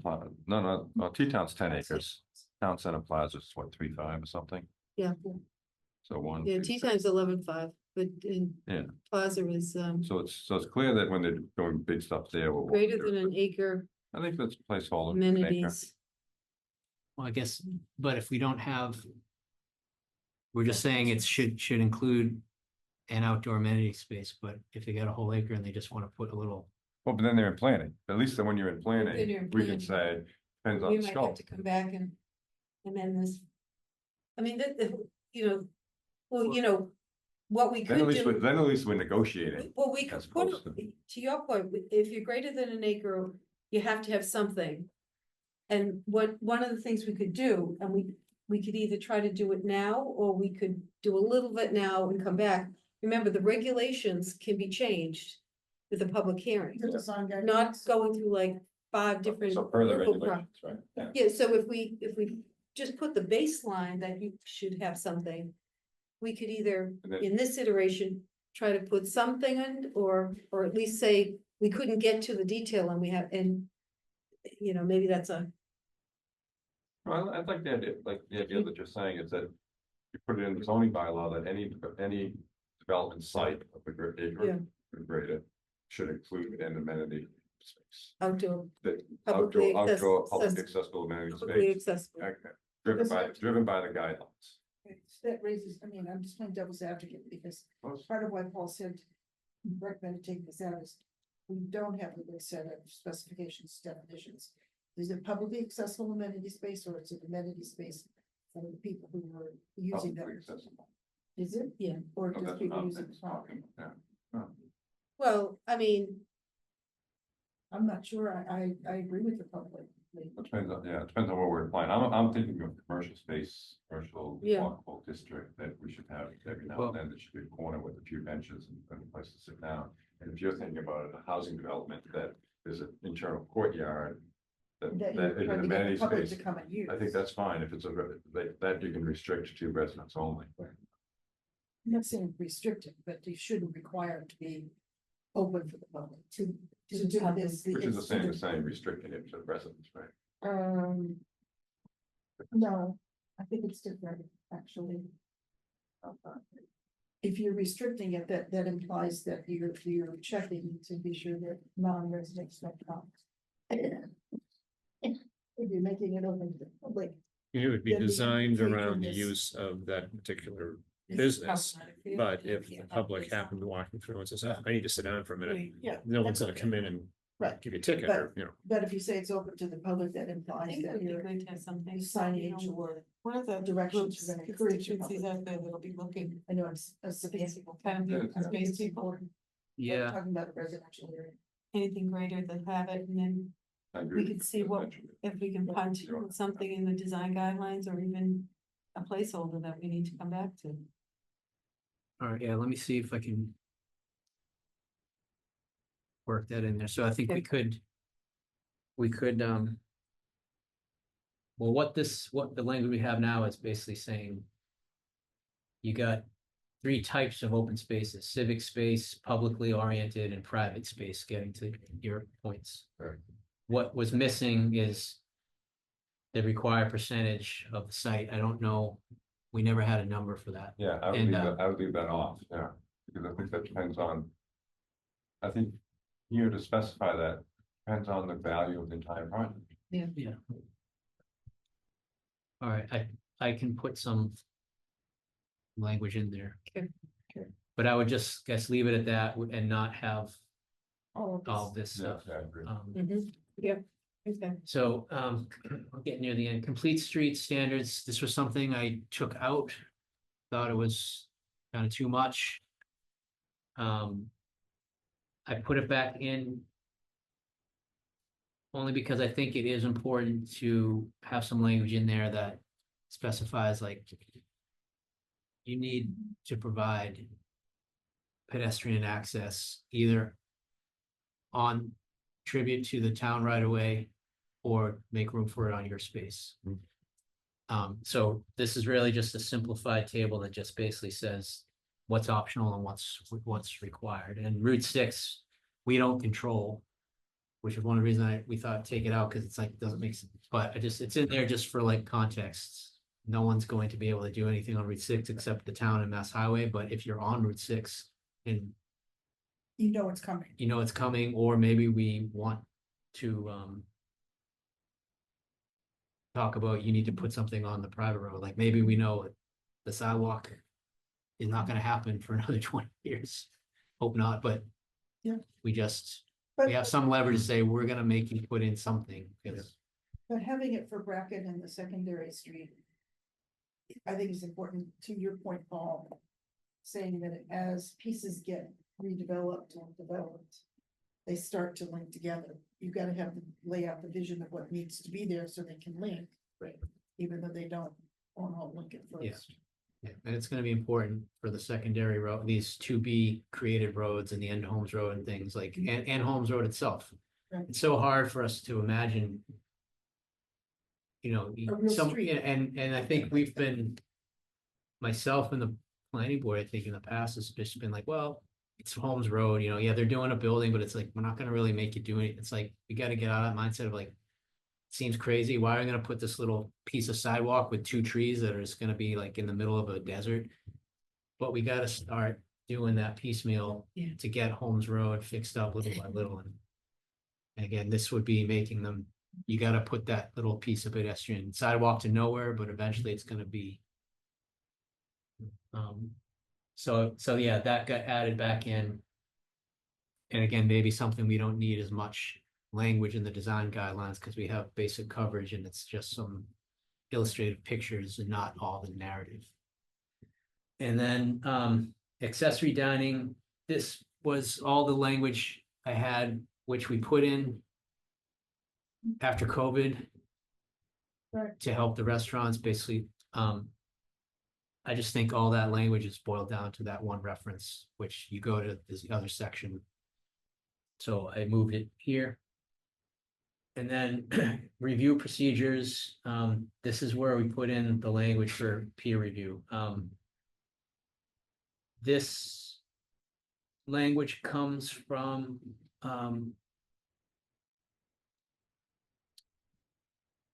some of it's from the planning board rules and regulations we already have, and then I think I just augmented it with a couple other things from different towns, but I think the crux of it is this number 2.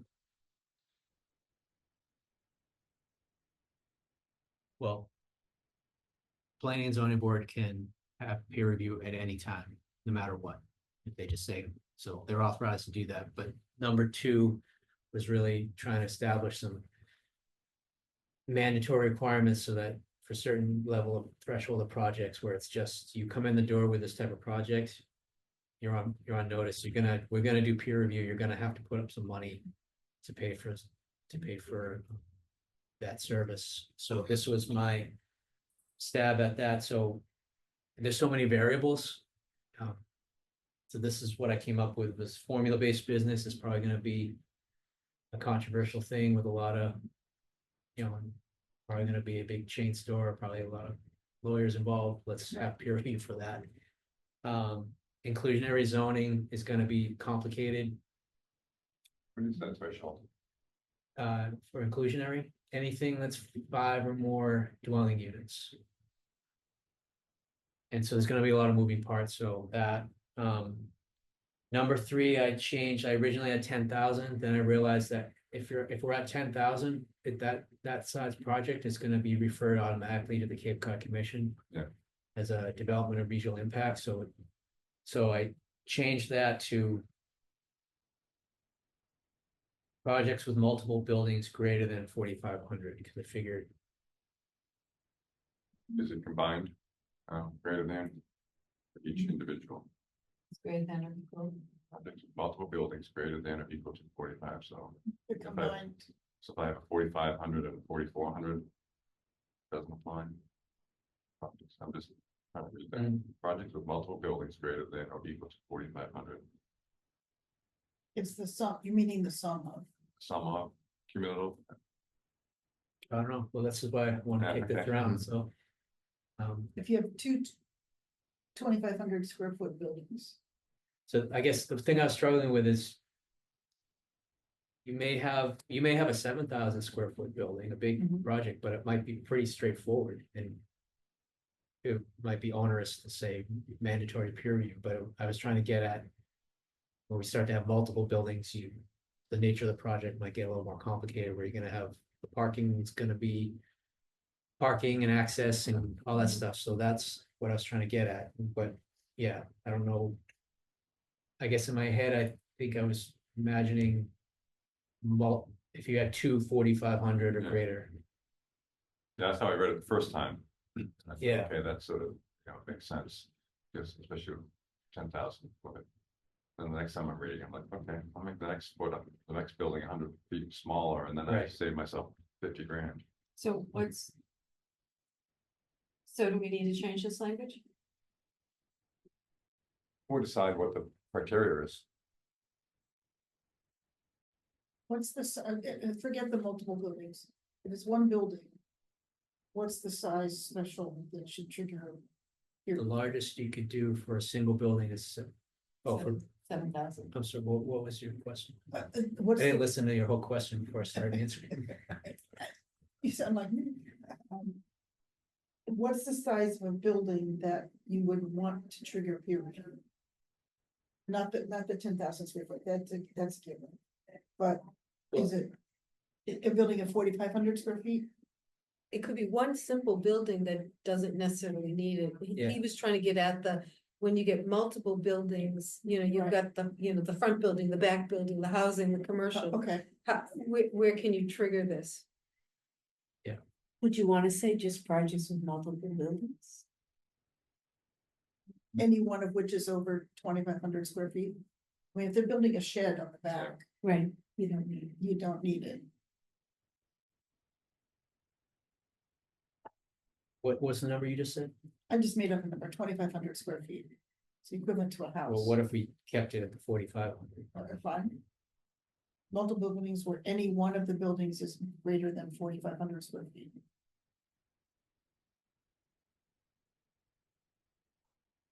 Projects. I think you just have to add with the total square footage of 4,500. Projects with multiple buildings totaling greater. Why, how about just projects greater than or equal to 4,500 or some number? Forget about the multiple buildings. Well, I guess the multiple buildings was the piece, I think, like, you could have. It could be a 7,000 square foot building, but the project could be pretty straightforward and we don't Right. want to make.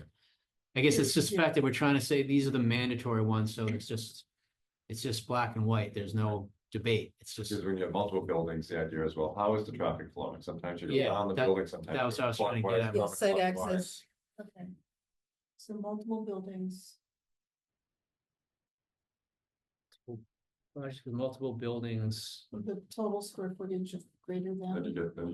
get one building at 44 and they've got the 100 square foot shed. And the zoning people like me will say, well, that's 4,500, you gotta go. yeah, through. So you could say multiple buildings, I like with the way you're going, multiple buildings of 2,000 or greater each. I don't want to complicate it, I'm just Right. spitballing, but if we had 1, 2, and 4 as mandatory, and then 3 wordsmithed, but have that as like discretionary or There's no something, planning, Yeah. planning review. depending on. At the At the discretion. discretion of the planning board. With some sort of guideline, so, I mean, obviously, if In the it's a 100 square guidelines. foot shed. They should have the flexibility of saying, no, we're gonna waive it on this one, but. If they're trying to be more generous, I would want to have some limits on it. Yeah, the planning board actually, even Dan will say they operate better with specificity. They do. They do. But I think this is the case where we want to give the planning board discretion to say it's not mandatory. In certain situations. So if we kept it as the discretionary is projects with multiple buildings totaling greater than 4,500. If someone comes in with building and then a little dinky building, the board can say this is not an issue, we waive that. But how. Small, How how small big is does that the- dinky building have to be before it, Yeah. that's, Well, You could say something like with publicly accessible buildings. But then you could say, well, that's just my storage building down No, there. yeah, non-accessory buildings, Or you could say public, yeah. publicly accessible. Oh. No, it's, No, because then it's housing and stuff like that. right, Yeah, as I say, the multiple building piece was to me to trigger in, that's Yeah. an indication that this project just could get complicated, right. but it could, doesn't mean it's going to, because Right. that's what I'm trying. Well, yeah. I mean, it seems like the consensus we have is that.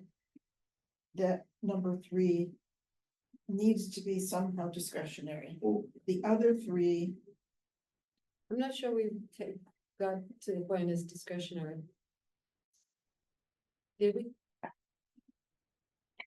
well, again, no, for the but example I don't think of we got to that, we're just using like the shed 44, example. Yeah. 100. But we have to define that. Right.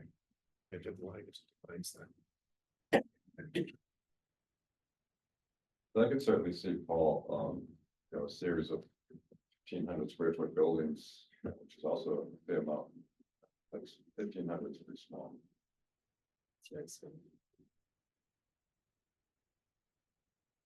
And we're talking total square footage of the building, 3 stories, 2.5 stories. So it's not it seems like it's not the size. Well, yeah, I was It's thinking the multiple footprint, building. the 4,500 is Footprint, referencing the footprint. Right. But yeah, not total size, so. That's where it's a little substantial. well, okay, all right, so here's another, so do we need number 3? The board is empowered to request peer review whenever it wants. Right, Yeah, and this is We're called- trying this to- is called mandatory peer review. Maybe you put a note there that the board could require. Yeah, so number one is just basically saying we're authorized to do peer review, basically whatever, for whatever we want. Number two is saying, but here are 3 or 4 things where you're absolutely gonna have to, and maybe we don't put 3 in because that's the one that has so many variables. But, so there is no 3, but if something comes in where, Maybe one of the more complicated ones. Here's the thing, when. I think, and I've seen this, not that I've gone to many planning board hearings, but, one of the things that the planning board gets concerned about is someone comes in and if you wanna make changes and they've already spent $100,000 on an architect, it's like, it's, you're causing them financial pain if you put this regulation in. So I was advocating that we try to have some thresholds here that are mandatory so that the planning board doesn't have to get into that debate about taking them off the hook, so that I mean, to me, I keep I don't know what the number is, but I keep going back to the multiple buildings. When you get into that multiple That's what buildings, Robert's doing. I'm thinking at Town Center Plaza, some of the big sites, again, well, if we, again, I don't want to undercut what we're trying to do, but we could have number 3 with the right number. Maybe it's just multiple buildings, but then these can be waived. The only thing we're trying to exclude is that service building, say. Yeah. So what is the size of a service building? Examples of that would be maybe a 20 by 40. is it non-accessory buildings greater than multiple non-accessory buildings? Which in total are greater than Well, 4,500 square feet? I think that's tough. The accessory buildings could be a wide range of things. Could Okay. be going on with accessory buildings. I was trying to get But to the if- shed but- issue. Yeah, But if you 1,000 put I mean, you could do size- under a Yeah, certain any square building, footage is if it's- exempt. Any building, if you have more than one building, each building over, any building that's over any. Multiple buildings of 1,000 people or more. Multiple buildings, any one of which is 1,000 square No. feet. All the buildings, what you're trying to get at is anything less than 1,000 square feet, Right. which would be something in, a support It would type be building. exempted if it was a smaller building. Right. So then you just argue about what that size is. Multiple buildings, 1,000 square feet or more. Yeah, I That's a pretty small I got a mental level. block here in the language, but. Yeah. You could Well, put parentheses or something, accessory buildings. Just exempt if if. One of the buildings is less than 500 square feet or something like that, I don't know. I'm struggling with the language, but it's. Um, Why don't we, We- Paul, why don't? do you want to come back with a recommendation? You have a sense of what we're trying to, you and us are trying to say. I think you pretty much have it. I think Yeah. projects with multiple buildings. Of greater than 1,000 foot each.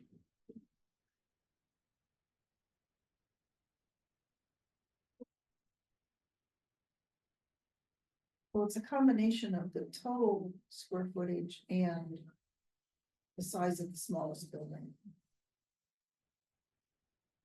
Well, this.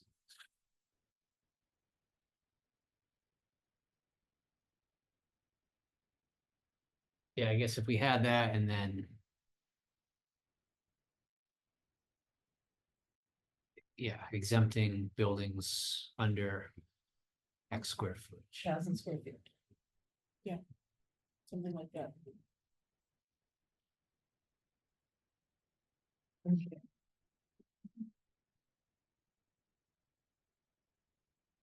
A couple more highlights. Right, so there's 2 tables, this table. This table specifies what level of site plan. Approval you would need. The only thing that's changed here is I changed the square footage thresholds to match the new numbers. And down to where we changed this. So site plan, special site plan approval, major site plan approval. one of the triggers would be if you were creating 1 to 4 new dwelling units. We had 1 to 3. And then over here, special permit, we changed to from 4 to 5, and the reason was the inclusionary zoning Inclusionary. triggers at 5, so. That change was there, and then this. This table is the language that was at the beginning of the document about pre-existing non-conforming. I just moved it. I thought it made sense to live here, and I just put it in a table. And I like that a lot better. so. This is the part of the bylaw I've been telling you I struggle with, because everything's out there is pre-existing non-conforming. The only thing I had, I just came up with this last night. The only really idea I had was if we basically got rid of this table and said, we don't, all the projects are, they're all the same, depending on the size threshold. You're either gonna do minor, major, or special permit.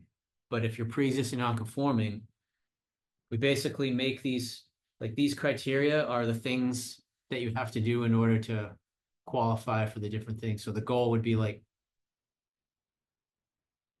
it's kind of like making people do, if you have these minimum things or willing to do these minimum things, you can get a less scrutiny. You can do a minor instead of a major. My thought was we just put these criteria and make them mandatory minimum requirements. So you just come in, it does, you know, whether it's a brand new clean site or a pre-existing site, you still come in under the same threshold, minor, major site plan, but you're pre-existing, you're gonna have to reduce the parking, remove the parking, add the minimum landscaping, do whatever these criteria are. You just basically say, I think it simplifies it. I'm gonna have to think this through because I just came over this last night, but I think it gets rid of this second chart, puts everything into one chart. And it basically just, but we have some teeth in it that you're pre-existing non-conforming, you have to do these criteria, some things. And that's the part I've struggled with is people come in and say, well, I got this little tiny project and I don't want to move the parking, or I can't move the parking, and then you get into these, you know, trying to make accommodations or rationalize, you know, oh, yeah, I guess that little crappy little piece of grass technically is your 20 feet. It's like, well, you just got to come in and you just got to show that you have it, or you got to put it in, and that's the end of it. And then that's a way we can take a little harder stance on enforcing these projects that are doing these little projects, kind of nibbling at the edges, but we're just gonna make them do it. So So you're sort of incentivizing the design, at least a minimum level of design stand. So we may not get the front buildings in the back parking lot until major redevelopment comes down. But if you've got incremental projects going on, at least we'll start getting into landscape parking and landscape buffers and yeah, things of that I think nature it's just basically taking it from aesthetically. things that I look at as like the way it's set up now, it's kind of like, if you want to make it easier on yourself, do these things. But if you don't want to, then you don't do the project. This is basically saying, if you're doing the project, you have to do these things. If you're not willing to do these things, then you're not doing the project. That's has a good and a bad thing. It forces them to do it.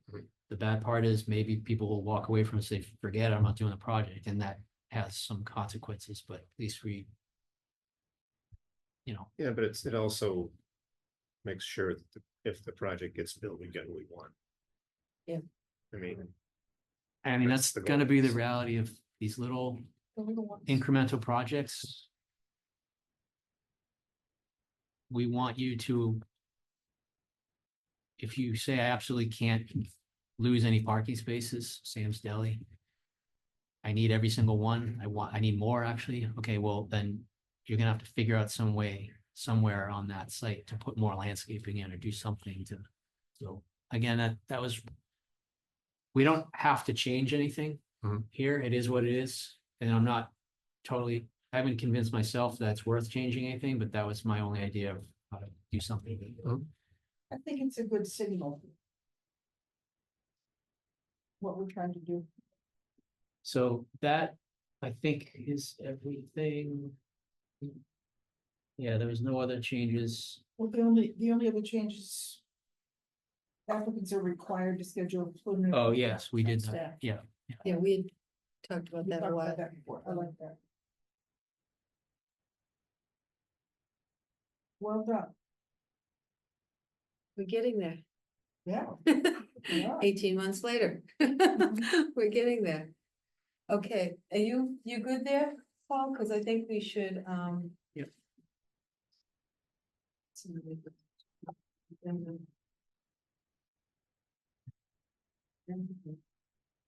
A discussion on project schedules, meetings and deliverables. I think I probably jumped ahead and did that. Um, We've got one more meeting coming up in November, which I'd love to, after these changes, Paul can circulate these changes to everyone. And then, as I think I said, and Paul, you can elaborate here, you wanted to, now with this done, go back and try to reformat the guideline document. It might take us a little while to get all the appropriate pictures that we want.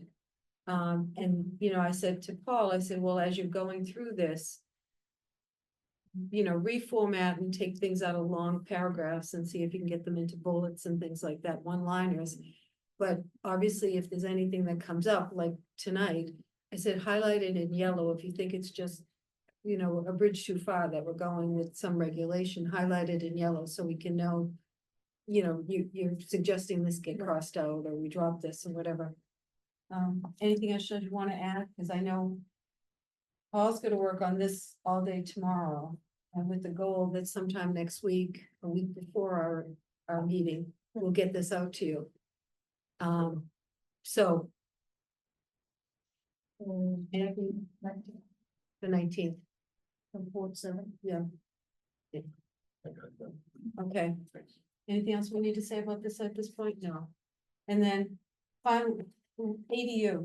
I thought this had been sent. We didn't send this out yet? No. Okay. So basically, we asked Carolyn to take the current ADU bylaw and just straight up, okay, what would we have to do to make it compatible? And this With the new with state. the new state law. And there's really two things. One is we were allowing ADUs up to 1,200 square feet, and they have ADUs at 900 square feet. So there's a dimensional thing there. The other thing is we were restricting ADUs to be used for either year-round rentals or seasonal workforce housing. No, No, just Just- year-round rentals. Oh, one of the two properties has to be. owner occupied or year-round. Year-round rental, yeah. And on the face of the new housing law, this is what Carolyn has told us, it prohibits, other than prohibiting short-term rentals, which ADUs in the state are prohibited from being used for short-term rentals. That on the face of the law appears to be the only restriction that can be applied. I happened to see Senator Sear at an event a week ago, and I said, thank you, congratulations with the housing and the ADU. I said, but I said, we have one little hiccup here. I said, we're pretty compatible to yours. We have to make some adjustments. I said, but this whole thing, we wanted to restrict to year-round rentals. And he said, I've heard about that from a number of people. So there's a regulatory process that's supposed to start in December, which is, the housing secretary or that division is supposed to come up with guidance for towns around this ADU law. And Senator Sear and some other folks are trying to work with the administration to have maybe a different definition of what's a restriction, so that I think the law says you can't have unreasonable restrictions or something like that. So there is a lobbying effort. And I just left it with them. I said, well, we're going to need to get to town meeting so that we have a functioning ADU bylaw. And I said, and that's going to have to go to a planning board hearing in March. So we really would need the state by early February of telling us if there's any wiggle room here. And he said, I'm on it. I mean, and Carolyn, our attorney, is also monitoring it. So that's sort of where we stand. I mean, right now, we've got a draft of something which is just. Do you wanna, is that the right draft? I think that's what you sent me. But anyways, What about the 900 or 1200? So We're being more flexible, we're letting larger, the state ADUs right? go to 900. So is that acceptable? well, my recommend. It is, but we have to create like a different category, and my recommendation would be. To limit them to 900 square feet, I think, because otherwise we have to create a whole other class of. Supersized. Yeah, and it's gonna complicate the bylaw, but I also think. 900 square feet for an ADU is, Of the Pretty- ones we've done so far, are any of them over 900? one of them is, and it's. Kind of not. Proportional. I think I actually Where heard is that? about that one this week. Where is that? Is that on Salt? You can see it from Route 6, it's on the corner of. Hey, And how big it's is in the that? back, Is that 1200? forget the size, but I mean, I mean. It looks like another single family home. Yeah, I agree with the 900. Yeah. I think we had we had a 3-bedroom cottage that was 900 square feet, so. I got a 2-bedroom apartment in Boston, that's 850. So it's an accessory dwelling unit, not. I'm in an ADU. No, I'm just saying. Tell the landlord I think that. the 900 He's square judging me feet. too much. So do we need to take action to amend our bylaw to make it 900? Yes, Yes, so this would be. A separate warrant article, at Yes. town meeting to amend the ADU bylaw, so it would be at this point, amend the. Square footage, and then we also need to.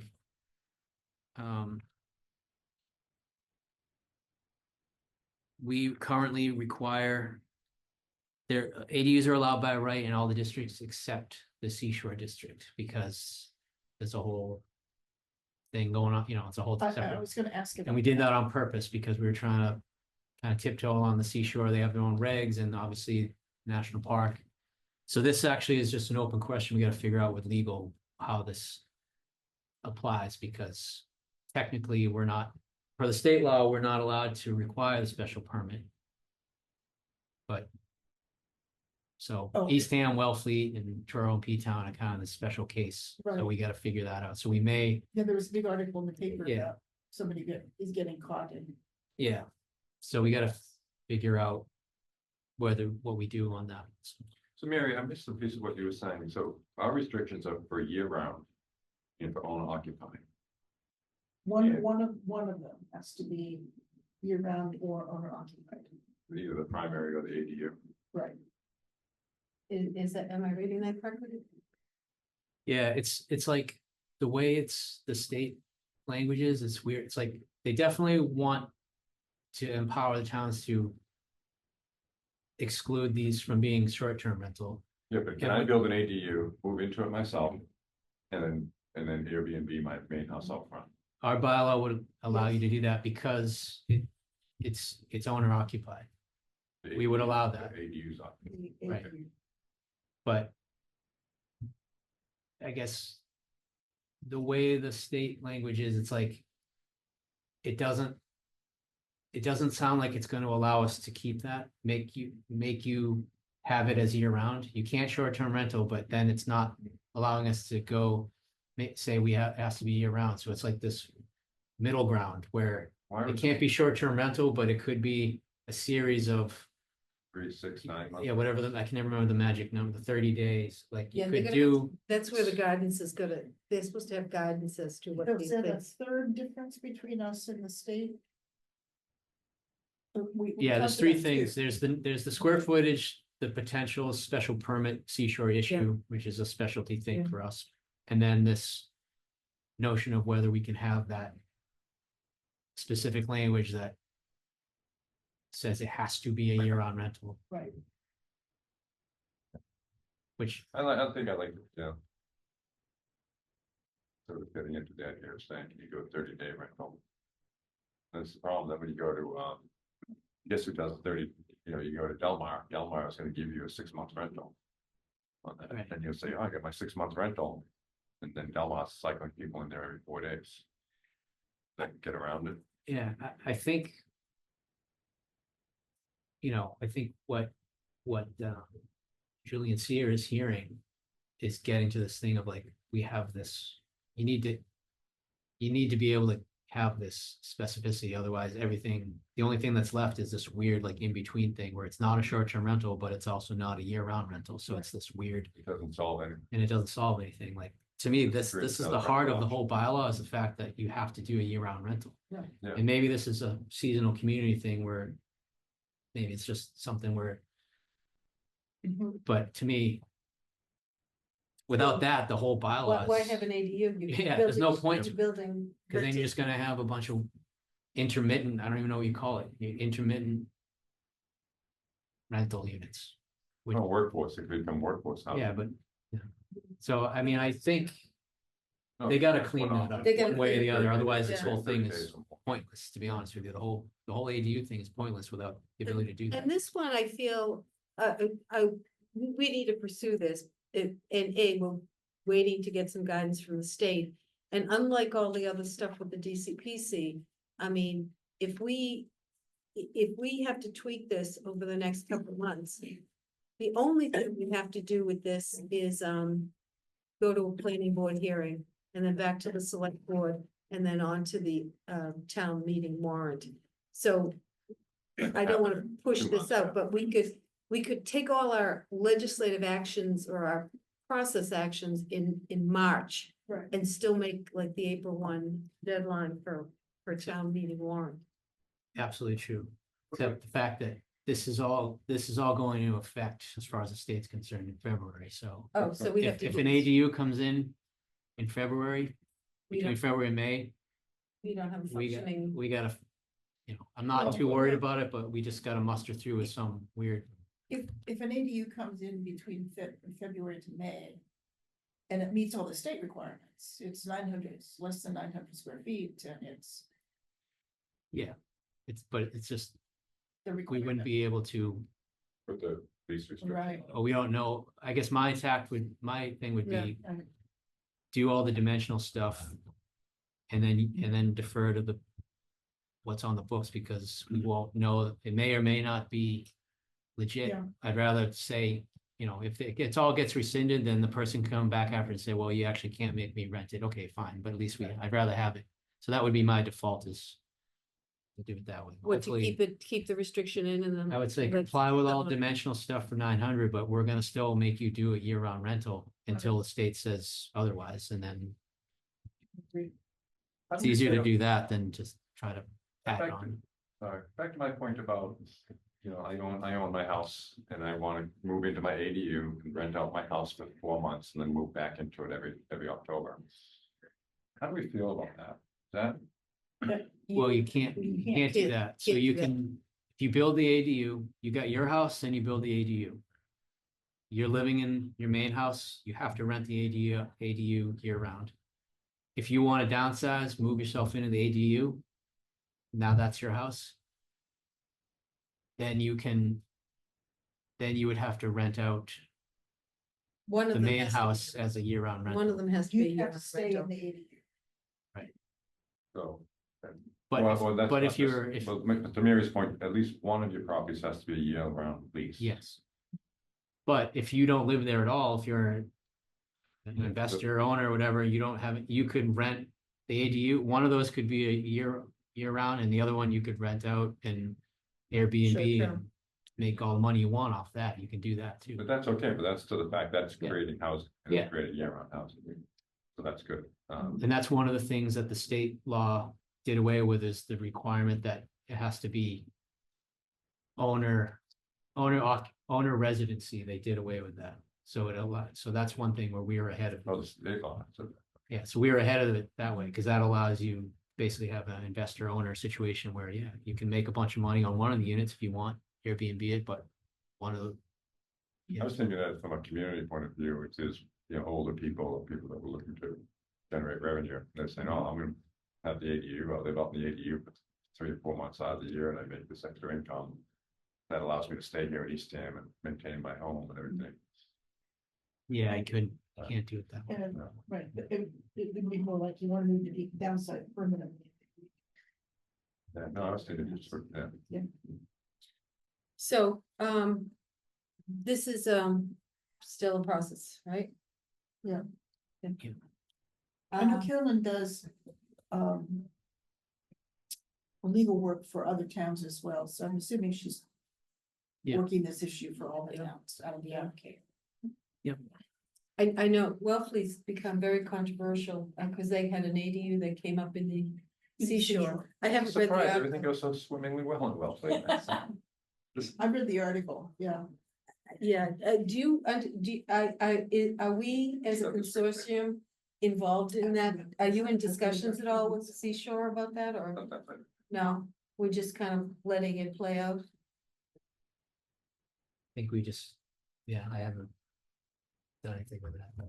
I'm hearing from certain opposition in Wellfleet to the ADU that people are raising this issue of they're using the ADU in the National Seashore to raise the larger issue about affordable housing in general and whether we should be building any because of the limitations of the water supply on the end of the Cape. Has this become an issue for anyone? Anything I've ever heard was there's a lot of water. We all went through this when we did our water, the aquifer, there's no There's no lack problem? of water. Well, that was one of the political So arguments. that so they're was saying they're concerned about the water, so we shouldn't be building any affordable housing, Yep, but it's okay to build market housing. well, that was my response, actually. Yeah. And then I said, and how about golf courses and irrigation?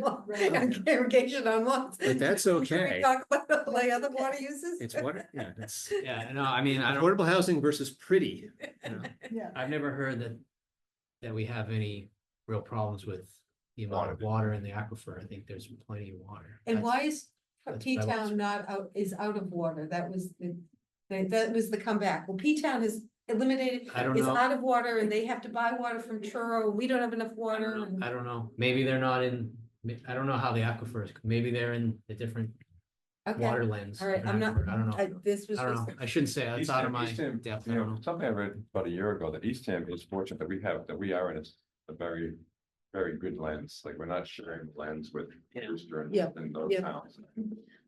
What does the state have to do to change so that to make the ADU more workable? What kind of a process is it? well, hopefully it's not a legislative process. Right. We're that's what I hopefully, think. we're hopefully in this rulemaking, they can be pressed. Are they upon- still making rules? Oh, they haven't done the guidance. They know they have to, they have the ADU law, but how does this get applied? How does towns do it? They haven't written the guidance yet. So we're hoping, and I'm hoping Julian will advance the cause that when they come to guidance, and it's, you kind of have unreasonable regulations that maybe a year-round rental is not considered unreasonable. Because maybe there could be an argument that that's part of the legislative intent or to create year-round housing. I don't know how we'd finesse that. I've seen the legislation do a lot of funky things, so I think it's totally possible. But I think it's an administrative thing right now, because I don't think anybody wants to go back and open up the housing bond bill again. No. No. I So, won't argue. Thank you. okay, well, we're actually ending a little bit ahead of time, which is good. So Thank you.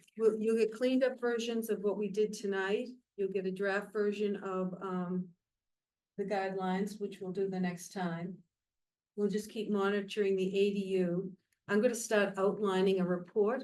I mean, we were laughing facetiously, but literally, we're gonna have these two documents, which I may just say to people, please just read, read carefully and make, as many eyes on this stuff as possible. And then we will, obviously between Thanksgiving and Christmas, we'll be having fast and furious drafts of reports and stuff that will go around. Carolyn has always been very good editor for us, and I really appreciate that. And we want to also get this stuff laid out in a way that we can sort of step back and go, do we have the right pictures? And I think one of the things that Paul has sort of discovered is, and we can use them, is the Cape Cod Commission actually has a great repertoire of pictures and graphs, so we might be stealing liberally from them as opposed to, getting new photography made. If we have trouble doing that, I don't know if it would work, but visual arts program at the high school, they have some great graphic design classes. You might be able to get a student to just make you look. So, They, I'm not big. they can do it in time. Yeah. Yeah. Maybe we'll get a student to do a cover for the report. Yeah, we could just. Somebody have- chat Talking about a with tech you right all now. this. Either one. Okay, what am I missing? I have. Do you have any, sorry, do you have anything to assign to any of us, or do you need help with anything, writing drafts, or I haven't written the outline yet. Okay. Once I write the outline, we'll give you it up? it'll all come out. I mean, I think for the next meeting, you'll have, you can start editing or doing final reads on the zoning. And then we're gonna have to discuss the guidelines. So that'll be the next big chunk of stuff we'll have to go And the through, next meeting's on the 19th. the 19th. Sorry, Carolyn, you had something? I'm related but unrelated. I had a tree service come to my house to do some work. And we got to be talking about Eastham, particularly the tree. Legacy part of- tree? Right, and he reported at least, and I, based on his reaction, I didn't know anything about it. Have we done any, like a mailing out to all the arborists and tree services and anything? Is that anything you would want some help with to put together? I think that goes into the paragraph that needs to be written in this report Okay. about the capacity of the town to actually implement Right, all of these things. because he seemed, as an example, this particular guy seemed believed in what we were saying and liked that. But it's just that he has customers who wanted Yeah, to. so the reason, the answer is no, I haven't done anything. The reason is. I can't email them all out like the other stuff, like I know. The attorneys, Mhm. the site guys, like with all the other changes, I was able to like do a big email. Right, When you go onto these.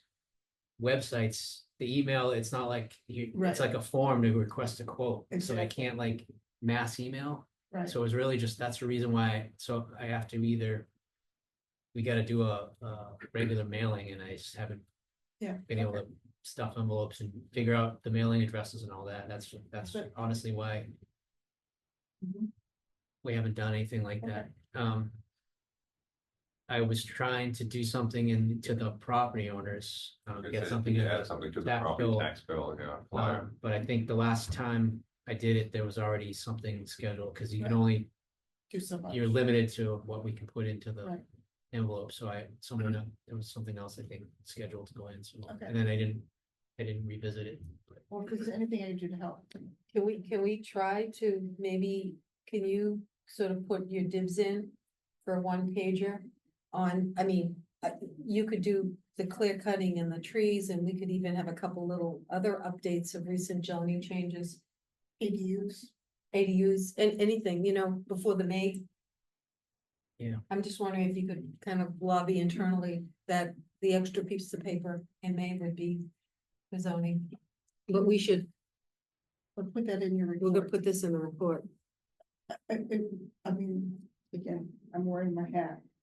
I would think that 1 out of 2 of the mailings that go out. And you get 2, 1 out of the 2 always should be about housing. That's what I would say. But that's mine. Something, I was reading some planning board information today, and there's something in there about legacy trees. And I noticed it because legacy was misspelled. But so it's, but somewhere I else, like see trees. What were you reading? I read a lot about, the planning board, yeah. It might have been one of the hearings. And I'll go back, I'll find it, I'll let you know, because you have nothing else to do. Well, if it's in a bylaw or something, let me know, fix it. It might, if it was in like a decision letter or something. We'll let it go, yeah. Yeah, yeah. It's one, it is, you know, when I was reading something, it's one of those words that the more you look at it, the more you think it's spelled wrong. Even if, when it's correct. Yeah. I have a There's couple some of ones words. that just for some, unfortunately, I can never. An accessory, I'm always putting an extra S or C in there with a few different ones, it's like. I've just given up. And the word occasion couldn't spell took me up occasion. like second grade or something. Oh, I that's, damn it. It's just words, take several. I know. Take several. All right. Well, no other business to come before the group? Great. We're going to be convening then on the 19th and we're going to go back to our 4 to 7.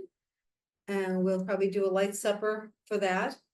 And we'll see if that can be the last meeting of 2024, we'll see. And you know, the other thing is, I am highly sensitive to how many meetings this group has because we've had a long history of having a lot of meetings. So if we have to send stuff back and forth late November through December, if that works for people. But the other thing is if people say, you know what, I really think we need to convene, whether we convene via the internet or we meet down here. I'm open. I'm trying to be very respectful because that was the feedback last year that we were working too much. Personally, I like the one longer meeting format. Yeah. It's just easier schedule wise to manage. Yeah. And you've done a good job, you and Paul, of organizing that to keep us on task. I appreciate that, because I do think that's easier. Okay. Yeah. All right. If I don't hear of any other business, do I have a motion to adjourn? So. Second? Second. All in favor? Aye. Thank you all. Thank you.